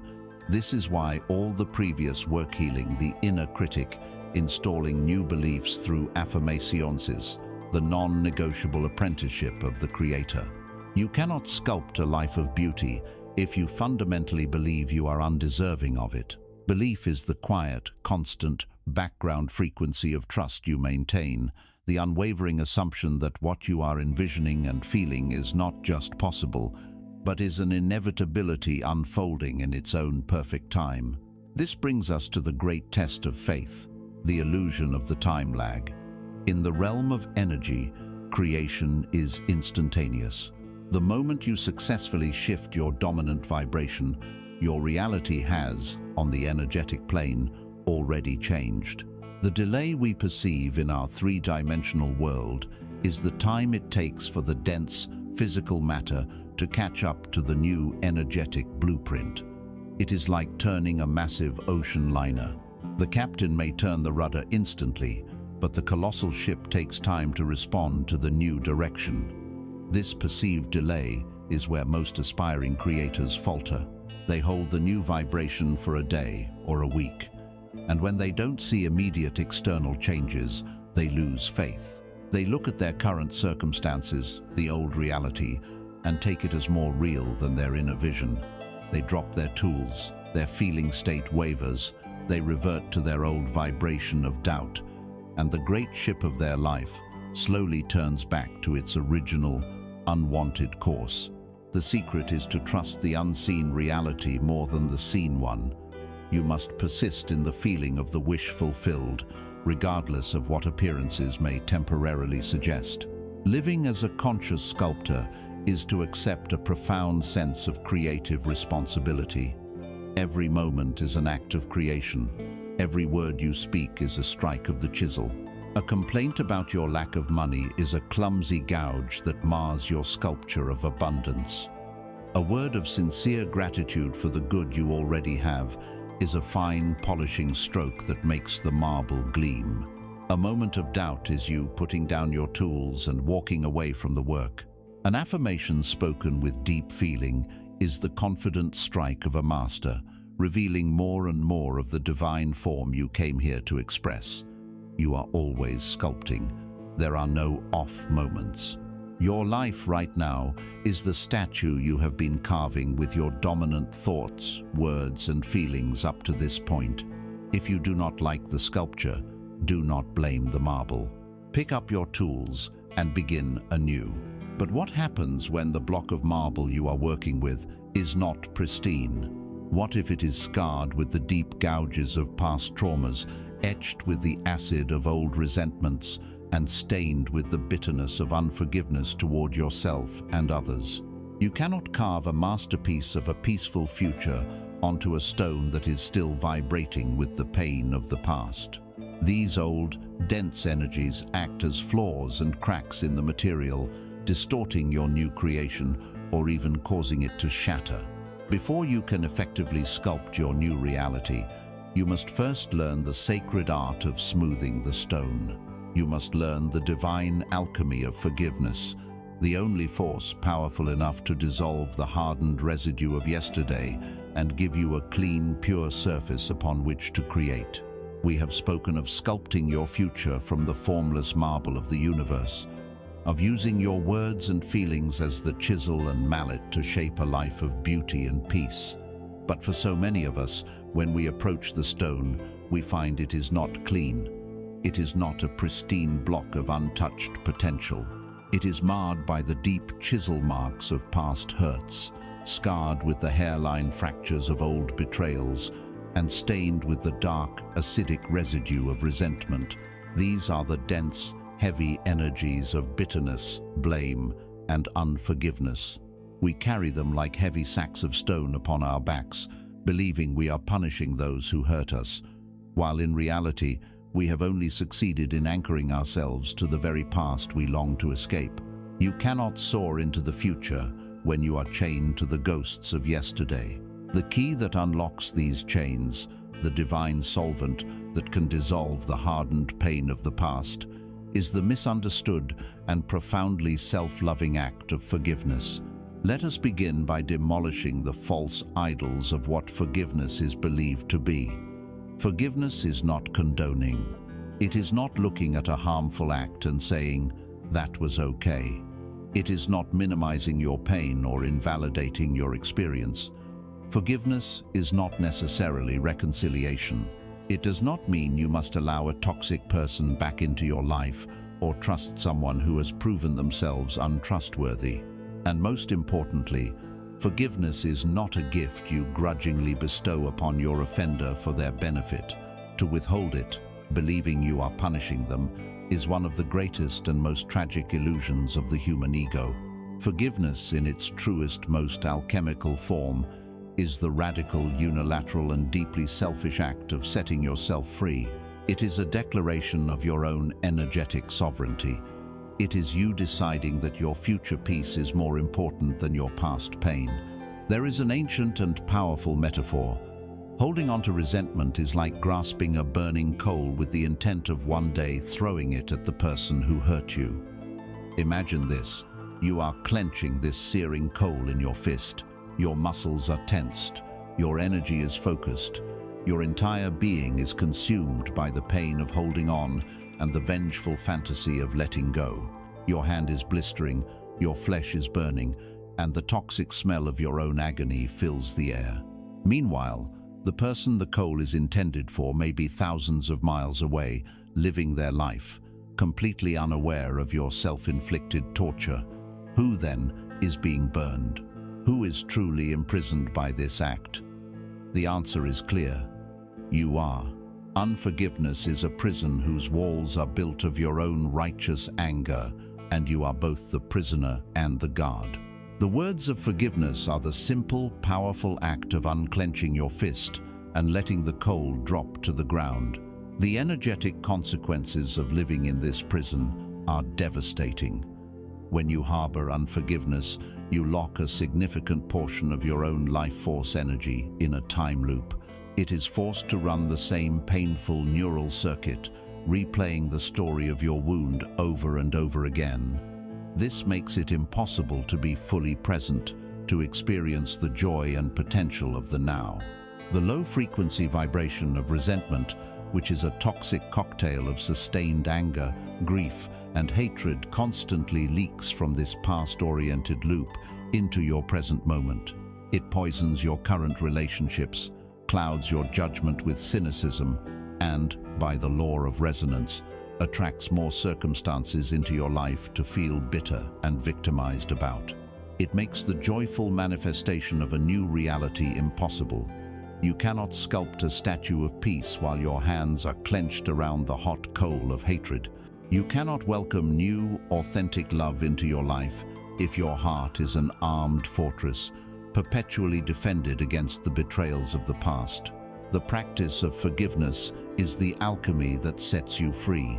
The words themselves, "I forgive you," are a powerful spell, an energetic command. When spoken with true intention, even if the feeling of forgiveness has not yet fully arrived, these words initiate a profound shift. They are a command to your own subconscious mind to begin releasing the victim story and its associated emotional charge. They are a declaration to the universe that you are officially severing the toxic energetic cord that has bound you to that person or event, reclaiming the life force that was trapped in that dynamic. You can perform this sacred ritual in the privacy of your own space. Sit quietly, close your eyes, and take a few deep breaths. Bring the image of the person or the memory of the situation to your mind. Allow yourself to feel the familiar pain, the anger, the sadness, without judgment. See the energetic cord running from your center to theirs. Then, when you are ready, speak the words aloud, not to them, but to the universe, to your own soul. For the sake of my own freedom, my own peace, and my own joy, I forgive you. I forgive you completely and unconditionally. The debt is paid. The story is over. I release you, and I set myself free. As you say these words, visualize the energetic cord dissolving into light. Feel the immense weight lifting from your shoulders. Breathe in your newfound freedom. This act may need to be repeated. It is not a sign of failure if the feelings return. It simply means there is another layer to be released. You perform this ritual as many times as it takes until you can think of the person or event with a feeling of peaceful neutrality. Often, the most difficult person to forgive is the one who stares back at you from the mirror. We hold ourselves hostage for our past mistakes, for the times we were not wiser, for the red flags we ignored, for staying too long or not fighting hard enough. We must bring the same compassion to ourselves. The soul learns through experience, and you at that time did the best you could with the level of consciousness, wisdom, and emotional resources you had available. To punish your present self for the lessons your past self needed to learn is the cruelest form of imprisonment. The practice is the same. Stand before a mirror, look deeply into your own eyes, and speak from the heart. I forgive you. I forgive you for not knowing then what I know now. I forgive you for the choices you made out of fear or pain.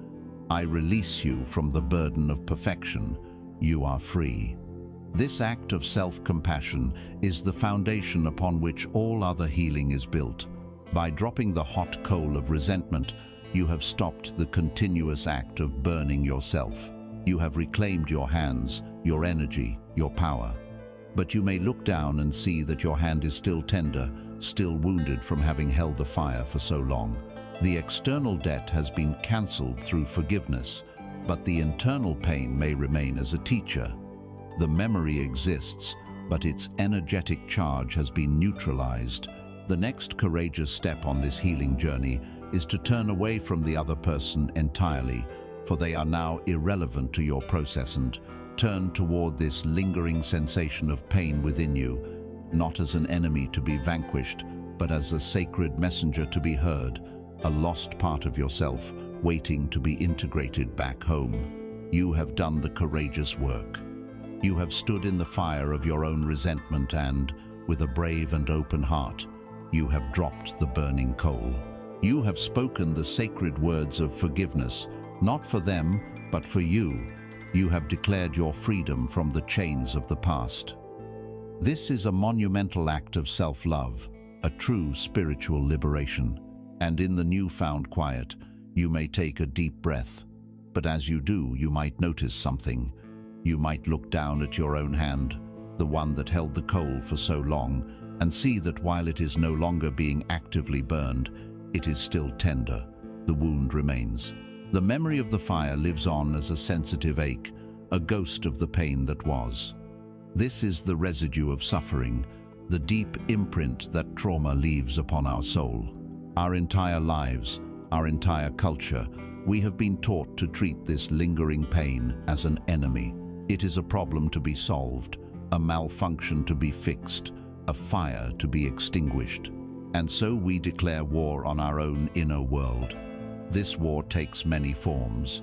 We numb the pain with alcohol, with food, with a deluge of mindless entertainment, anything to dull the ache for a few precious hours. We distract ourselves from it, becoming workaholics, filling every second of our calendar with frantic activity, chasing external validation in a desperate attempt to outrun the ghost within.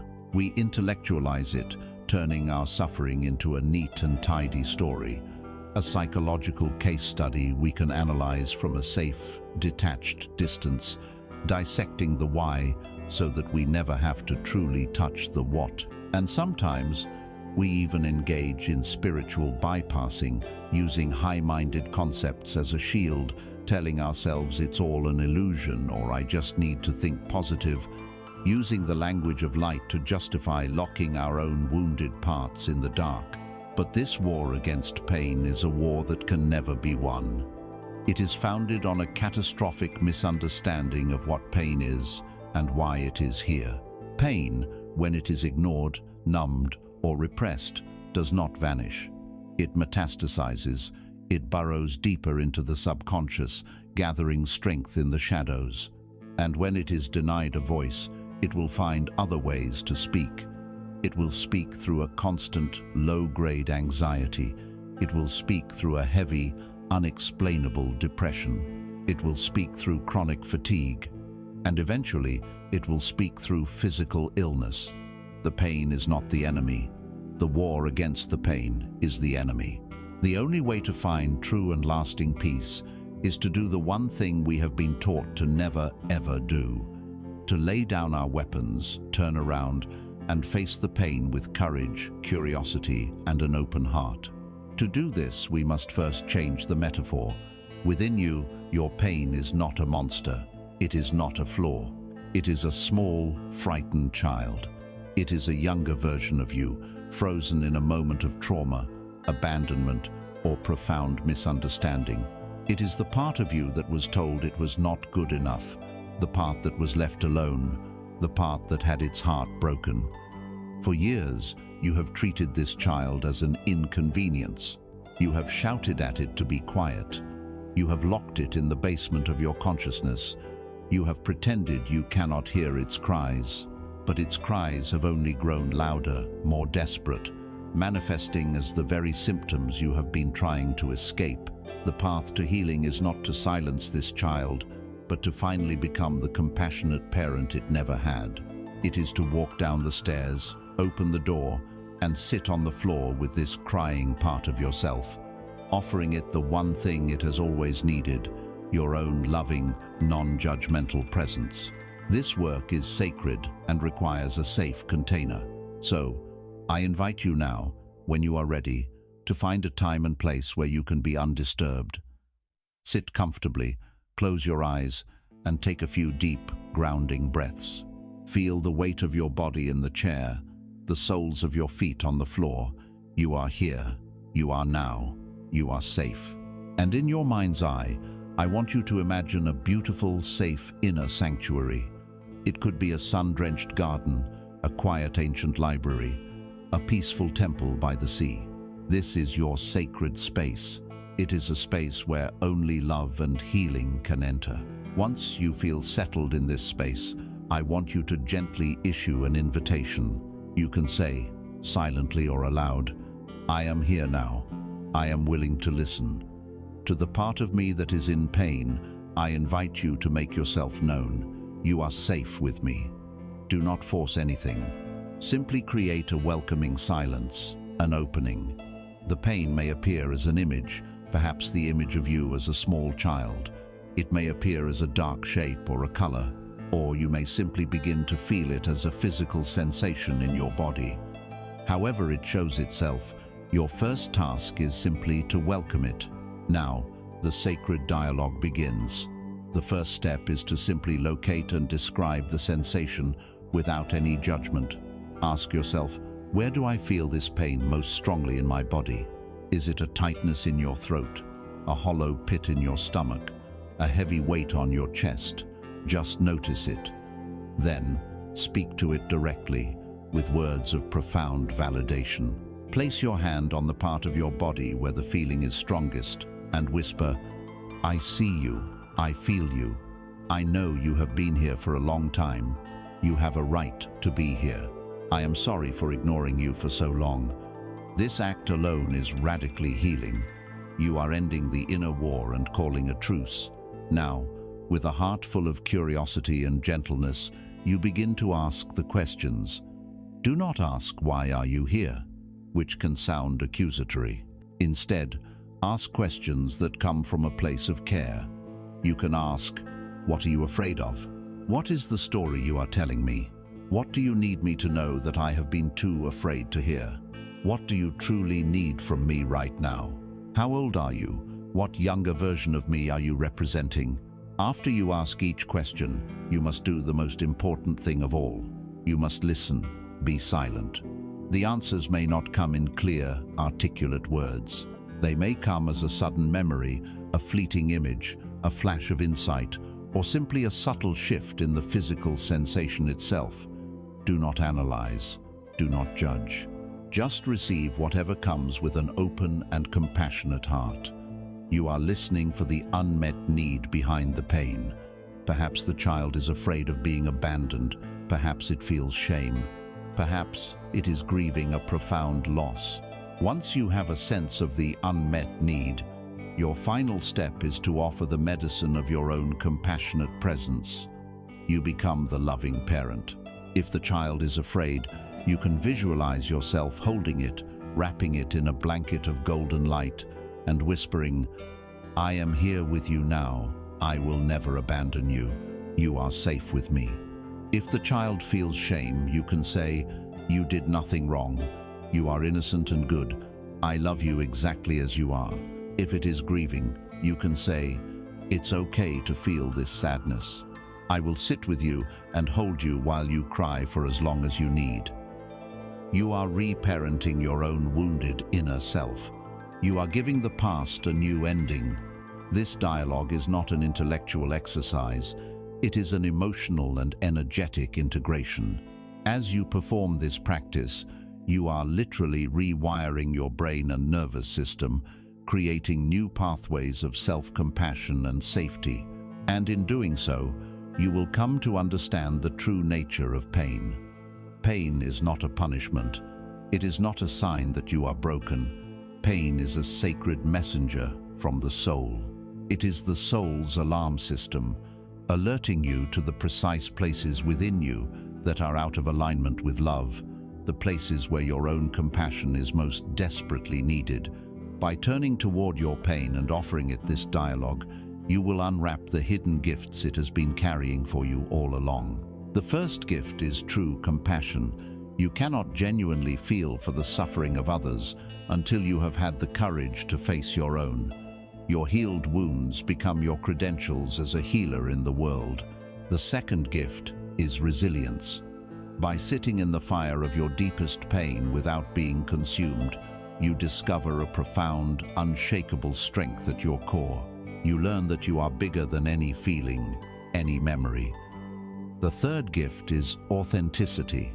As you embrace and integrate these lost, wounded parts of yourself, you become more whole, more real. You no longer have to waste energy maintaining an illusion of perfection. This dialogue is not a one-time fix. It is the beginning of a new, loving, and lifelong relationship with your own inner world. It is a commitment to a life of turning toward rather than running away. And as you continue this courageous dialogue with your emotional pain, you will inevitably discover a profound truth. Your pain lives in your body. The tightness in your throat, the knot in your stomach, the ache in your heart are not just metaphors, they are physical realities. Your emotions have a physical address. To deepen this healing, we must therefore learn to speak not just to the emotion, but to listen to the body itself. We must learn the subtle, wise, and ancient language of our own physical form. In our courageous dialogue with pain, we made a profound discovery. Our feelings are not abstract concepts floating in the ether of our minds. They are tangible energies that live, breathe, and speak within the cells of our body. The ache of grief has a weight in the chest. The flutter of anxiety has a pulse in the stomach. The heat of anger has a fire in the blood. We now arrive at a crucial understanding, a truth that can fundamentally reshape our entire experience of life. The body is not merely a vehicle for the mind. It is a living oracle, a source of profound wisdom that is constantly communicating with us in its own subtle and undeniable language. For centuries, especially in the Western world, we have been conditioned to relate to our bodies in one of two ways: as a machine to be optimized, disciplined, and fixed when broken, or as a wild beast of appetites and impulses to be tamed, controlled, and shamed. We have been taught to live from the neck up, treating the body as a fleshy, inconvenient taxi for the all-important brain. We have become profoundly disembodied, deaf to a conversation that has been happening since the moment we were born. The language of the body is not spoken in words, but in sensations, feelings, and symptoms. And it never, ever lies. This language begins as a whisper. It is the subtle flutter in your stomach when you are considering a decision that isn't right for you. It is the expansive, open feeling in your chest when you are speaking your truth or connecting with someone you love. It is the inexplicable sense of dread that descends upon you when you are about to enter a situation that is out of alignment with your soul. These are the gentle nudges from your body's innate intelligence, your gut feelings, which are the quiet, primary communications of your deeper wisdom. When these whispers are ignored, as they so often are, the body begins to speak in a louder voice. It begins a conversation. This is the tension that builds in your shoulders and neck when you are carrying burdens that are not yours to carry. It is the persistent headache that arises after a day of stressful circular thinking. It is the indigestion that signals you have swallowed a situation or an emotion that you cannot stomach. It is the profound fatigue that tells you your energy is being spent on activities and relationships that do not nourish your spirit. These are not malfunctions. They are loving, albeit uncomfortable, messages begging for your attention. And when these conversations are also ignored, when we override them with willpower, caffeine, and painkillers, the body, in its infinite love and desperation to bring us back into balance, begins to scream. A scream can take the form of chronic pain, a debilitating migraine, an autoimmune disorder, a serious illness. These are not punishments. They are the body's last resort, life-saving measures. Illness is often the body's way of finally saying no when your mouth has been saying yes for far too long. It is the body forcing you to finally rest when you have refused to listen to its pleas for stillness. It is the body demanding that you pay attention to an unhealed emotional wound that is now manifesting in the physical temple. To heal our relationship with our bodies, we must change the governing metaphor. Your body is not a machine. It is a sacred temple. It is a living, breathing, intelligent consciousness, a temporary and miraculous condensation of universal energy. And within this temple resides a guardian, an innate intelligence whose sole purpose is to maintain balance, harmony, and wholeness. Every sensation you feel is a whisper from this guardian. That dull ache in your lower back is the guardian whispering, "The temple is not feeling supported in its life choices." That craving for green vegetables is the guardian whispering, "The temple requires the vibration of living earth energy." Our modern approach is to shoot the messenger. We take a pill to silence the headache, effectively telling the temple's guardian, "Be quiet, your wisdom is inconvenient to my schedule." We numb the anxiety with a drink, saying, "Hush, I do not want to hear your warnings." The practice of listening begins with a shift in attitude from one of hostility or neglect to one of reverence, curiosity, and love. It is a form of deep, embodied meditation. Find a time when you can be quiet and still. Close your eyes and arrive in your body. Bring your awareness out of the busy courthouse of your mind and let it descend into the sacred temple of your physical form. Feel the reality of it, the weight, the temperature, the gentle rhythm of your breath. Then, with an attitude of loving curiosity, begin a gentle scan of your awareness through the body. Start at your feet and slowly travel upwards, not searching for problems, but simply noticing what is present, what sensations are here, Warmth, tingling, numbness, tightness. When you find an area that calls your attention, perhaps a familiar ache in your shoulder or a knot in your stomachlet, your awareness rests there gently, like a hand on a frightened animal. Breathe into that spot. Send your warm, oxygenated breath directly into the sensation, not to force it away, but to let it know it is seen. Now, begin the dialogue. You can ask silently, "Hello, tightness in my shoulders. Thank you for being here. What message do you have for me? What burden are you carrying that I have refused to acknowledge? What do you need from me right now to feel release?" Then you listen. You listen with your whole being. The answer may not come in words. It may be an image, a memory of a specific stressful event, or a sudden insight. The shoulders might whisper back, "You need to set a boundary with that person," or "You need to ask for help," or simply, "You need to rest." The final and most crucial step is to honor the message with a commitment to action. Listening without responding is just another form of neglect. This is the practice of trusting your felt sense, the body's holistic, non-verbal knowing that is faster and often far wiser than the rational mind. When making a decision, go beyond pro and con lists. Try on each choice and notice your body's vote. Does option A create a subtle feeling of expansion, lightness, and opening in your chest? Does option B create a feeling of contraction, heaviness, or dread in your gut? Your body is your infallible truth teller. It is a compass that is always pointing toward your true north, if only you have the courage to listen to it. When you begin to relate to your body in this way, your acts of self-care are transformed. They are no longer chores born of shame or duty. They become sacred acts of communication and devotion. You do not exercise to punish the body into a certain shape. You move it with joy because you have heard its desire for flow and energy. You do not diet to restrict the body.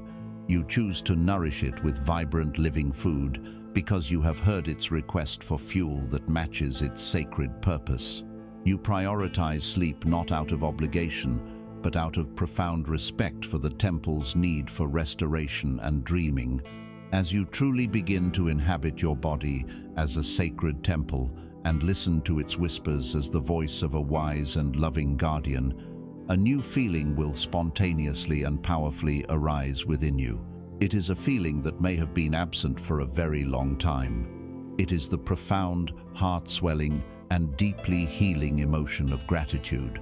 You will look upon this physical form not as a source of trouble or an obstacle to your happiness, but as the most loyal, intelligent, and miraculous partner you will ever have. You will feel an immense thankfulness for its resilience, for its wisdom, and for its unwavering dedication to keeping you alive against all odds. This feeling, this vibration of gratitude, is not just a pleasant byproduct of this work.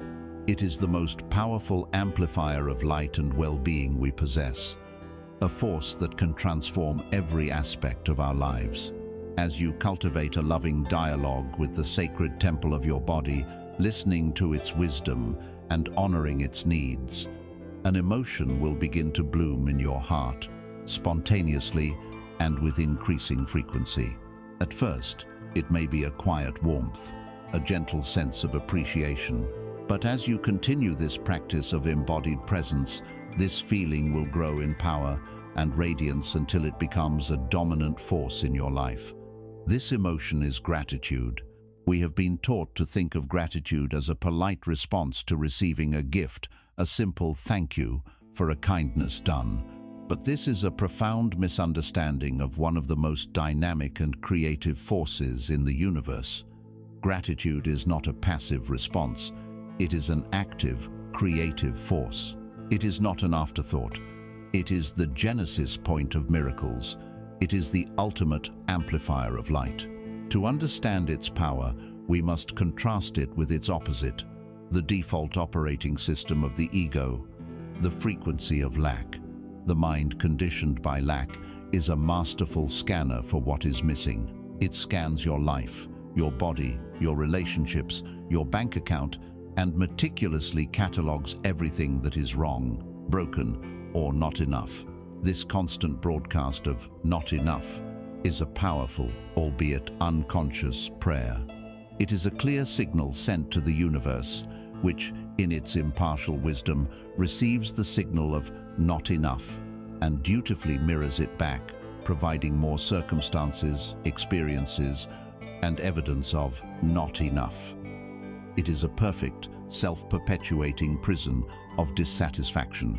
Gratitude is the conscious and deliberate reversal of this polarity. It is the act of intentionally training your focus away from what is missing and directing it toward what is present. It is the practice of scanning your reality for evidence of goodness, support, and beauty, no matter how small. When you do this, you change your energetic broadcast. You shift from the contractive, heavy frequency of lack to the expansive, light-filled frequency of abundance. You send a new prayer into the field, a prayer that says, "I have enough, I am supported, I am blessed." The universe receives this new signal of enoughness, and by the flawless law of resonance, begins to organize itself around your new song, delivering more experiences, opportunities, and gifts for which to be grateful. Gratitude is the energetic signature of abundance. It is the feeling of wealth before the money arrives, the feeling of love before the partner appears, the feeling of health before the body is healed. Imagine your mind is like a mirror, designed to reflect the infinite light and beauty of existence. Through years of focusing on problems and complaints, this mirror has become fogged with the breath of dissatisfaction and smudged with the fingerprints of judgment. When you look at your life through this dull, distorted mirror, the reflection is naturally gloomy and dissatisfying. You believe the world itself is dark, not realizing you are seeing through a clouded lens. Each word of genuine gratitude is like wiping a clean cloth across this mirror. A sincere, heartfelt thank you for the warmth of the sun on your skin clears a small patch. A moment of true appreciation for the taste of fresh, clean water cleans another. A conscious acknowledgement of a friend's loving presence clears a larger section. As you make this a daily, moment-to-moment practice, the mirror becomes progressively cleaner. It does not create more light. It simply becomes capable of accurately reflecting the light that was always already there. Your world begins to shimmer with a beauty you were previously blind to. You do not need to change your world to feel grateful. You must feel grateful to change your world. You must clean the mirror first. This is not a passive, conceptual practice. It is an active, verbal, and emotional discipline. You can begin with the simple act of a gratitude journal, writing down 3 to 5 specific things each day for which you are thankful. Go beyond the generic. Instead of just "my family," write "the sound of my child's laughter," or "the way my partner's eyes look in the morning light." Specificity makes the feeling real. You can practice a rampage of appreciation, where you speak aloud, starting with one small thing and building momentum. I am so grateful for this comfortable chair holding my body. I am so grateful for the roof over my head that keeps me safe and warm. I am so grateful for the simple miracle of electricity that powers this light by which I can see. You can feel the energy building with each declaration. A more advanced practice is to find gratitude for your challenges. This is a revolutionary act that dissolves the energy of victimhood. I am grateful for this financial difficulty because it is teaching me resourcefulness and forcing me to clarify what is truly important. I am grateful for this painful heartbreak because it is cracking my heart open to a much deeper capacity for love and compassion. This is not about pretending you enjoy the pain. It is about honoring the lesson and the strength the challenge is forging within you. And finally, the most powerful form of this practice is to give thanks for your desires, as if you have already received them, as we explored in the art of prayer. This is the ultimate expression of faith, the cleaning of the mirror in joyful anticipation of the beautiful reflection that is on its way. This practice is not just good for your soul, it is potent medicine for your body. The state of gratitude has been scientifically shown to lower stress hormones, boost the immune system, and promote restful sleep. It literally shifts your nervous system out of the tense fight or flight mode and into the relaxed rest and digest state where cellular repair and healing naturally occur. The feeling of gratitude releases neurotransmitters like dopamine and serotonin in your brain, bathing your entire being in a chemistry of well-being. Ultimately, gratitude is the highest state of grace. It is the humble and awe-filled recognition of the unearned gift of existence itself. It is the awareness of the breath that breathes you without your command, the heart that beats tirelessly within your chest, and the silent, ever-present consciousness that allows you to experience any of it at all. In a state of profound gratitude, the ego's sense of entitlement and separateness dissolves. You realize you are not a struggling entity trying to get things from a withholding universe. You realize you are a beloved expression of a universe that is a fountain of infinite, unconditional giving. Gratitude is simply the act of opening yourself to receive this ever-present flow. As you steep your consciousness in this warm, expansive frequency of gratitude, something remarkable happens to your own energy field. The contracted, defensive posture of not enough dissolves. You cease to be a clenched fist, trying to grasp and hold on. You become an open hand, ready to give and to receive with equal ease. You become a gracious receiver. This new capacity is not limited to grand universal gifts. It attunes you to the gentle art of accepting the simple kindnesses that flow toward you every day. An art that, in our fierce independence, many of us have forgotten how to practice. With a heart made spacious by gratitude, you become an open hand, ready and willing to give freely of your own light.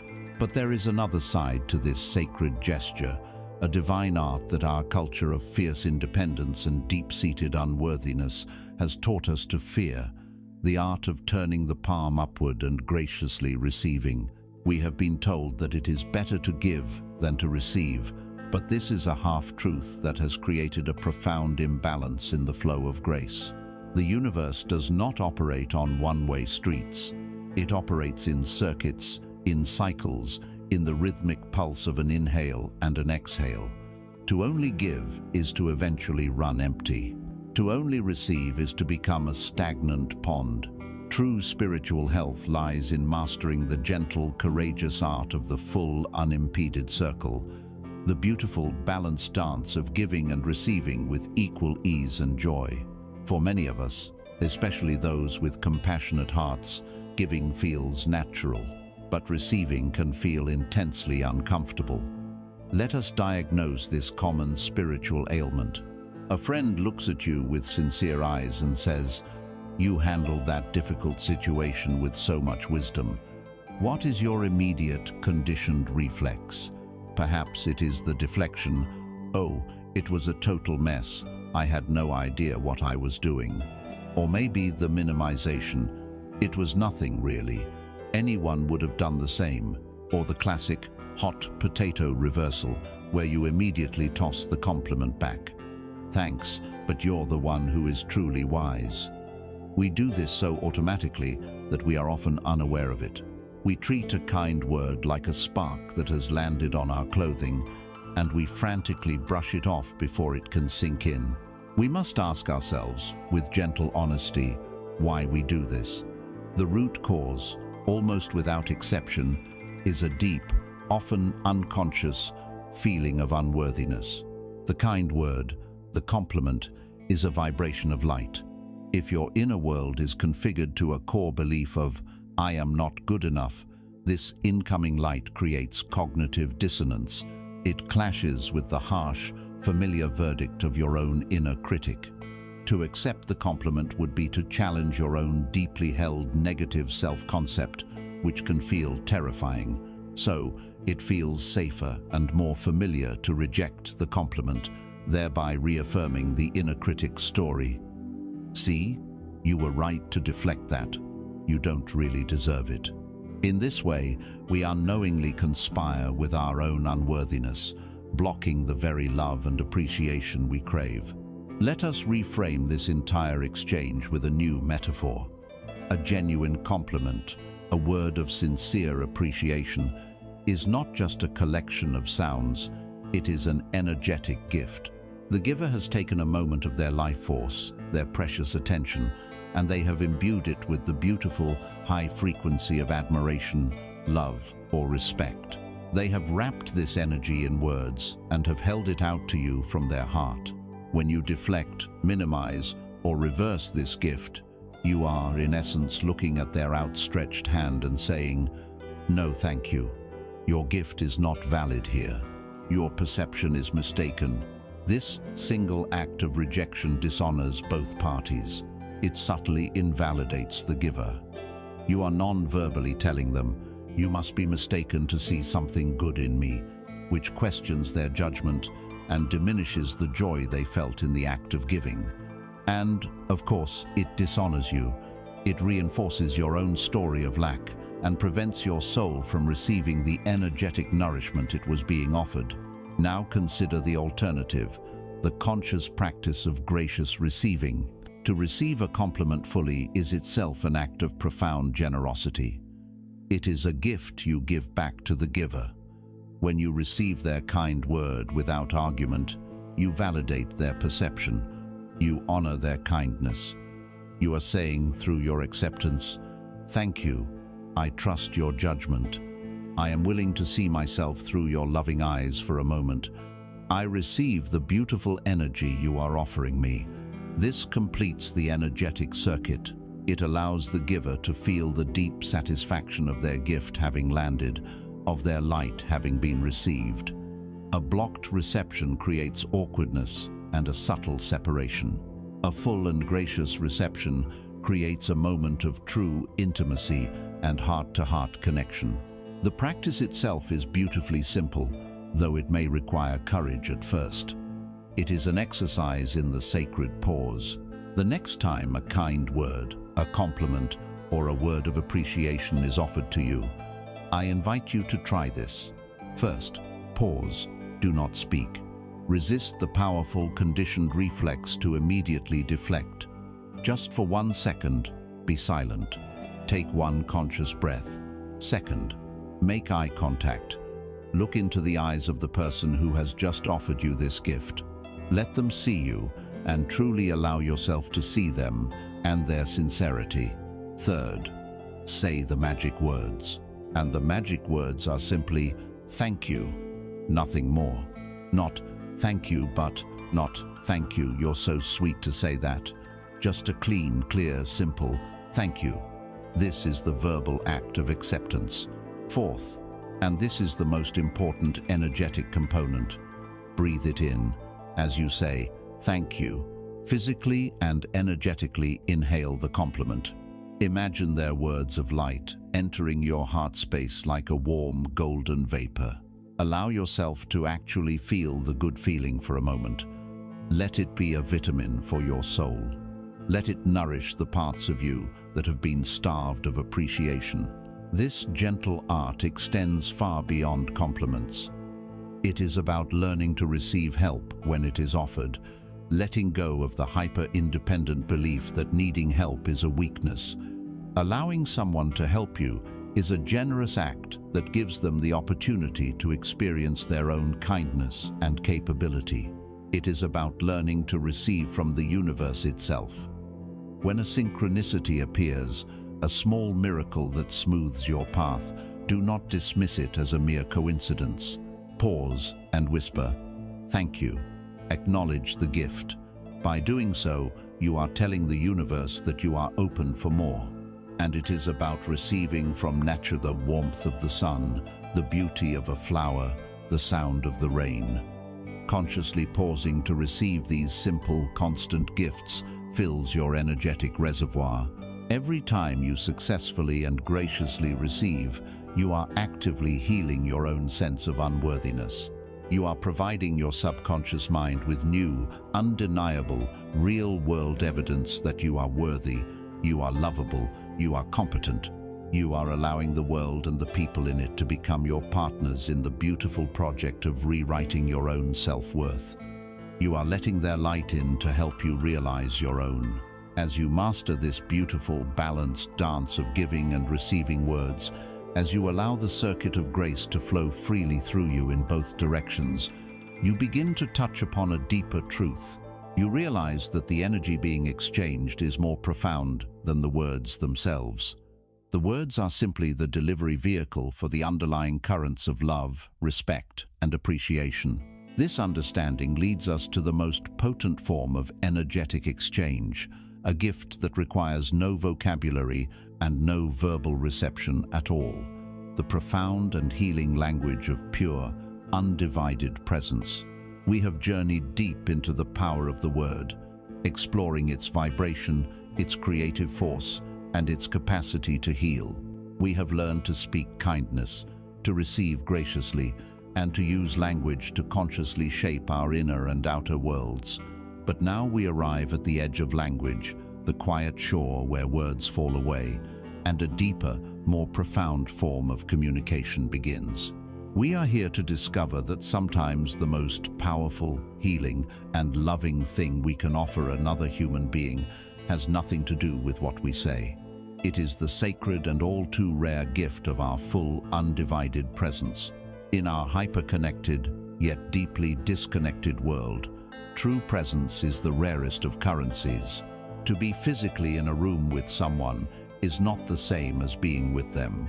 We have mastered the art of being physically present while our minds are 1,000 miles away, lost in a to-do list, rehearsing a future conversation, scrolling through a device, or, most commonly, formulating our own response while the other person is still speaking. This is not presence, it is merely proximity. True presence is the conscious and total offering of your attention to the present moment and to the soul who is sharing that moment with you. It is the courageous act of quieting your own inner monologue, suspending your own judgments, and releasing your urge to fix, advise, or relate their story back to your own. Presence is the offering of your own stillness. It is a silent, powerful message that says, "For this moment in time, you are the most important thing in my universe. You have my full attention. You matter." Think of the world as a vast and often stormy sea. Every person is navigating this sea in their own small boat, tossed about by the waves of expectation, judgment, anxiety, and fear. Most of our interactions, even well-intentioned ones, consist of us sailing up alongside someone and adding more waves to their water. We offer our advice. You should really do this. Our opinions. Well, here's what I think. Our own stories. That reminds me of a time when and our judgments, subtle or overt. We clutter their already turbulent water with our own noise.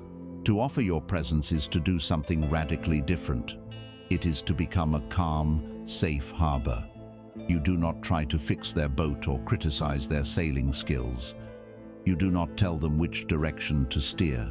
You simply, through the power of your silent, attentive presence, create a space of deep, quiet water around them. In this harbor, the waves of the outside world cease. The chaotic noise dies down, and for a few precious moments, they can rest from the storm. It is in the safety of your harbor that they can finally hear their own inner wisdom. They can assess their own condition. They can perform their own repairs.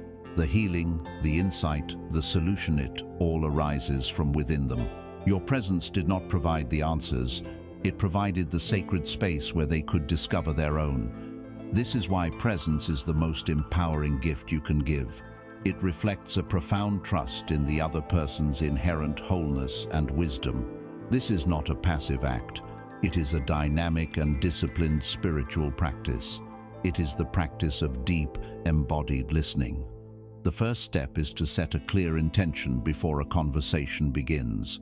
Silently to yourself you can affirm, "For the next few minutes, my only goal is to offer my presence." I release the need to be smart, to be helpful, or to be right. My only task is to understand. This intention frees you from the enormous pressure of having to perform. Second, you must learn to listen with your entire body. Listening is not an auditory function alone. You listen with your eyes, noticing the subtle shifts in their body language, the flicker of emotion across their face. You listen with your heart, allowing yourself to feel a resonance with the emotion they are conveying, be it joy, grief, or frustration. You listen with the quiet intelligence of your own body, noticing the sensations that arise within you as they speak. Does their story create a feeling of warmth or a knot of tension inside of you? Your body becomes a sensitive instrument for perceiving the unspoken energy of the exchange. Third, and this is the most challenging discipline, you must gently quiet the inner commentator. As they speak, you will notice a voice in your head that is constantly busy. It is relating their story back to you, thinking, "Oh, that's just like what happened to me last year." It is judging their story, thinking, "They shouldn't have done that." It is formulating your brilliant reply, waiting for the first available pause to jump in. This voice is the enemy of presence. Your practice is to notice this voice without struggle and to gently, repeatedly, bring your attention back to the person in front of you. You let the thoughts drift by like clouds, refusing to board them. Fourth, you must learn to embrace the silence. When the other person pauses, resist the frantic urge to fill the space. A pause is not necessarily an invitation for you to speak. It is often a space where they are gathering the courage to say the next, more vulnerable thing. If you rush in with your own words, you may rob them of their breakthrough. Hold the sacred space of the silence. Let it breathe. In that shared stillness, a deeper level of trust and communication is born. If you feel you must speak, let your words be a clear mirror, not a new direction. Instead of offering advice, simply reflect back the essence of what you heard. So it sounds like you felt completely unseen in that moment. Or, "I can hear how deeply that experience disappointed you." Words like these are profoundly validating. They tell the speaker, "I have heard you, I have understood you, I am with you." This is often all that is needed. While presence is a gift to another, it is equally a gift to yourself. It is a powerful, active meditation that pulls you out of the imagined anxieties of the past and future and anchors you firmly in the reality of the present moment. It liberates you from the exhausting, egotistical burden of needing to have all the answers and to fix everyone's problems. You learn that your quiet, loving presence is more than enough, and it fosters the deep, authentic, heart-level connections that our souls crave, moving beyond the superficiality of most social interactions into a realm of true communion. As you practice offering the sanctuary of your silent presence more and more, your own senses will begin to refine and expand. By consistently quieting the noise of your own mind, you create the inner stillness required to perceive more subtle frequencies. You begin to hear not just what is being said with the mouth, but what is being felt in the heart. You start to perceive the fear behind the anger, the longing behind the indifference, the unspoken question shimmering in the space between their words. This is the birth of intuitive listening, the profound and natural ability to hear the language of the soul itself. Having learned to offer the sacred gift of your presence, you have cultivated the inner stillness necessary for a new sense to awaken, a perception that goes far beyond the capabilities of the physical ear. In the sanctuary of your own quiet mind, you create the space to hear what is truly being communicated beneath the surface of everyday life. We are now ready to learn to listen not just with our ears to the words that are spoken, but with our entire being to the truths that are felt. We are here to learn the subtle, profound, and deeply compassionate art of hearing the unspoken. Human beings are complex creatures, walking contradictions of light and shadow. We have been trained from a young age to conceal our most vulnerable feelings, to present a capable, composed facade to the world. We learn that it is not always safe to express our raw, authentic emotions. We fear that our neediness will be judged, our sadness will be seen as a burden, and our fear will be perceived as weakness. And so, we learn to speak in code. We construct elaborate verbal structures to talk around the truth of our hearts. A man who is terrified of failing at a new job does not say, "I am scared, I am not good enough." He may instead exhibit harsh anger over a minor mistake made by a colleague. A woman who feels a deep ache of loneliness and disconnection from her partner does not say, "I miss you, I feel unseen by you." She may instead offer a stream of petty criticisms about chores left undone. We have all learned to use words as armor, as smokescreens, as misdirection, to protect the tender, vulnerable core of our being. Often, this is not even a conscious deception. Many people are so disconnected from their own inner world that they genuinely do not know what they are truly feeling. They have been at war with their own pain for so long, they can no longer decipher its messages. To navigate this complex human landscape, we must adopt a new metaphor for communication. The words a person speaks are merely the tip of the iceberg, the small 10% fraction that is visible above the churning water of the conscious mind. It is the part that is socially acceptable, edited, and controlled. But beneath the surface, submerged in the vast, deep, and often cold ocean of the subconscious, lies the immense, hidden mass of the iceberg. This submerged part is their true, unspoken reality. It is the 90% that contains their raw feelings, their unmet childhood needs, their hidden fears, their core beliefs about the world, their secret longings, and their entire life history. Conventional listening is the act of interacting only with the visible tip. It is hearing the words, analyzing them, and formulating a verbal reply. It is a surface-level exchange. Intuitive listening is the radical act of diving beneath the water. It is the ability to use your heightened senses to perceive the shape, size, density, and temperature of the entire submerged structure. It is a holistic perception that takes in the words, but also feels the emotional energy, reads the non-verbal cues, and senses the deep underlying currents that are truly driving the person. When you listen in this way, you learn to hear the veiled language of the heart. You hear the fear cowering behind the anger. You hear the cry for connection hiding within the criticism. You hear the profound grief being shielded by a stoic "I'm fine." You hear the question that is not being asked, the confession that is dying to be made, the pain that has no words. So, how do we cultivate this inner ear? How do we develop this profound intuitive sense? It begins not by focusing on the other person, but by continuing the deep inner work you have already begun. You cannot hope to decipher the unspoken language of another until you have first become fluent in your own. Your own body, your own emotional field, is your primary training ground.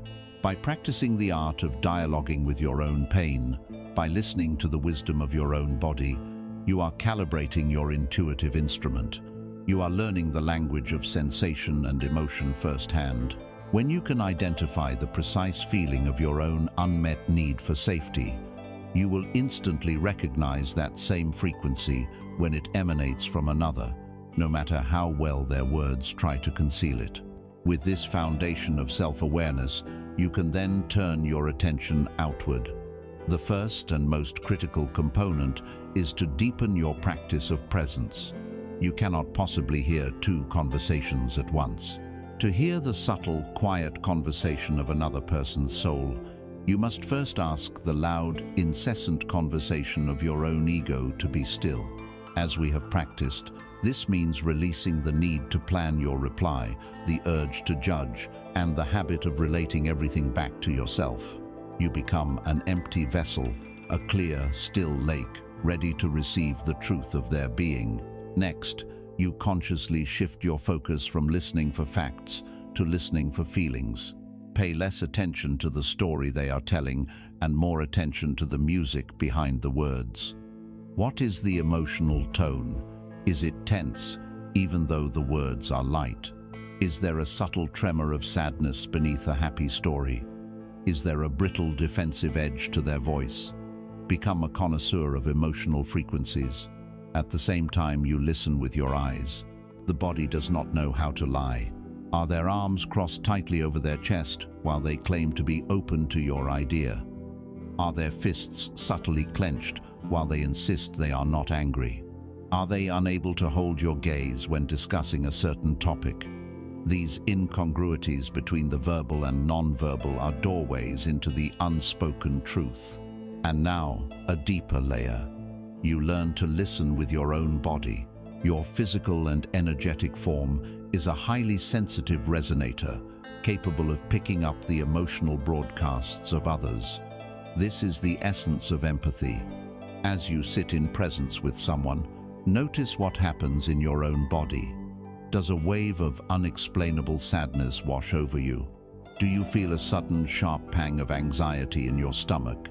Do you feel a sense of heaviness or exhaustion descend upon you? This is not necessarily your own feeling. It is often your body's empathic resonance with their unspoken emotional state. Your body is acting as a compass, pointing to the truth of their inner experience. The practice is to notice these sensations without absorbing them or taking them on as your own, but to simply register them as vital information. As you combine these practices, deep presence, listening for feeling, reading the body, and sensing the empathic resonance within yourself, you will begin to receive what can only be described as a sudden knowing. An insight will simply drop into your mind with a feeling of quiet certainty. A thought like, "They feel so terribly lonely," or "They are terrified of being rejected," will appear, fully formed. This is your intuition speaking. It is the culmination of all the subtle data your being has collected. The work of the intuitive listener is to learn to trust these moments of grace, to honor this quiet knowing without demanding logical proof or evidence. To acquire this ability is to hold a sacred trust, to perceive another's vulnerability, to see past their armor and witness the frightened child within is a profound privilege. It is not a tool for winning arguments, a trick for being a better negotiator, or a weapon to be used to expose someone. To say, "You're not really angry, you're just scared," is an act of violence. It uses your insight to strip them of their defenses and leave them feeling naked and attacked. The responsibility of the intuitive listener is immense. The question becomes, what do you do with this sacred information? The answer is the pinnacle of compassionate communication. You do not respond to their words. You respond to the unspoken need. You do not react to their armor. You speak to the vulnerable heart hiding within it. If you sense fear behind their anger, your words and your energy will be designed to make them feel safe. You might slow down your speech, soften your tone, and offer a gesture of reassurance. If you sense a deep need for appreciation behind their criticism, you find something true and genuine to appreciate about them, offering the nourishment they are crying out for, but do not know how to ask for. You are essentially bypassing their conscious ego and speaking directly, soul to soul. The result is a profound sense of being seen, perhaps for the first time in their lives, which is one of the most healing gifts one human being can offer another. When you can consistently hear the unspoken pain behind a harsh word, the entire dynamic of conflict is transformed. You realize the attack is not personal, it is not about you. It is a blind, desperate, and clumsy cry from a wounded soul who is lost in their own pain. This perception, this intuitive knowledge, does not ask you to absorb their pain or to excuse their behavior, but it does prevent you from reacting to their attack with your own. It stops the cycle of reactivity. This ability to see the wound behind the weapon is your ultimate protection. It is the foundation of the unbreakable shield of peace. Having learned to listen with the ear of the heart, you now perceive the world with a new depth of compassion. You can sense the unspoken fears and needs that lie hidden beneath the surface of conversation. Yet, this enlightened perception does not grant you immunity from the harsh words of a world still largely lost in its own pain. You will still encounter anger. You will still be the target of criticism. You will still face judgment. The journey of awakening does not remove all the arrows from the world. It teaches you how to not be pierced by them. The question is not how to build a life where you are never verbally attacked, for such a life is an impossibility. The question is, how do you respond when the arrows are fired in your direction? The answer does not lie in building higher walls or crafting sharper comebacks. It lies in cultivating an inner state so profoundly peaceful that it becomes your unbreakable shield. Let us first examine the old model of response, the unconscious script of reactivity. Someone, out of their own pain or insecurity, fires a verbal arrow at you. It could be an insult, a piece of sharp criticism, or a condescending remark. The first instinct for most of us is to catch the arrow. We snatch it out of the air with our attention. Then we do one of two things. Often, we turn the arrow upon ourselves. We examine its poisoned tip. We read the label, "You are incompetent, you are unlovable, you are selfish," and we agree with it. We find the place inside us that already fears this to be true, and we drive the arrow into our own heart, causing ourselves 1,000 times more pain than the initial projectile ever could have. This is the path of internalization. The other common reaction is to catch their arrow, light it on fire with the heat of our own defensive anger, and fire it back, often with several more arrows from our own quiver. This is the path of retaliation. It leads to an escalation of conflict, a battle that drains both participants of their life force and leaves the energetic space between them toxic and scorched. In both of these scenarios, internalization and retaliation, we have done the same thing. We have completely surrendered our power. We have allowed another person's emotional state, their inner chaos, to dictate our own. We have let them hand us a script, and we have played our part perfectly. The shield of peace is the art of refusing to be cast in their drama. Imagine that surrounding your entire being, extending about an arm's length in all directions, is a luminous sphere of light. This is your aura, your personal energy field, which you have been clarifying and strengthening through all the work you have done until now. This field, when you are centered and present, is your shield of peace. Now, visualize that verbal arrow being fired at you. Instead of reaching out to catch it, you make a new choice. You remain still. You hold your center. You allow the arrow to fly toward you and make contact with this luminous shield. But this is no ordinary shield. It is not a hard, brittle wall of defense that will angrily repel the attack or shatter on impact. It is a shield of soft, intelligent, alchemical light. When the arrow of anger or criticism strikes it, the shield does not break.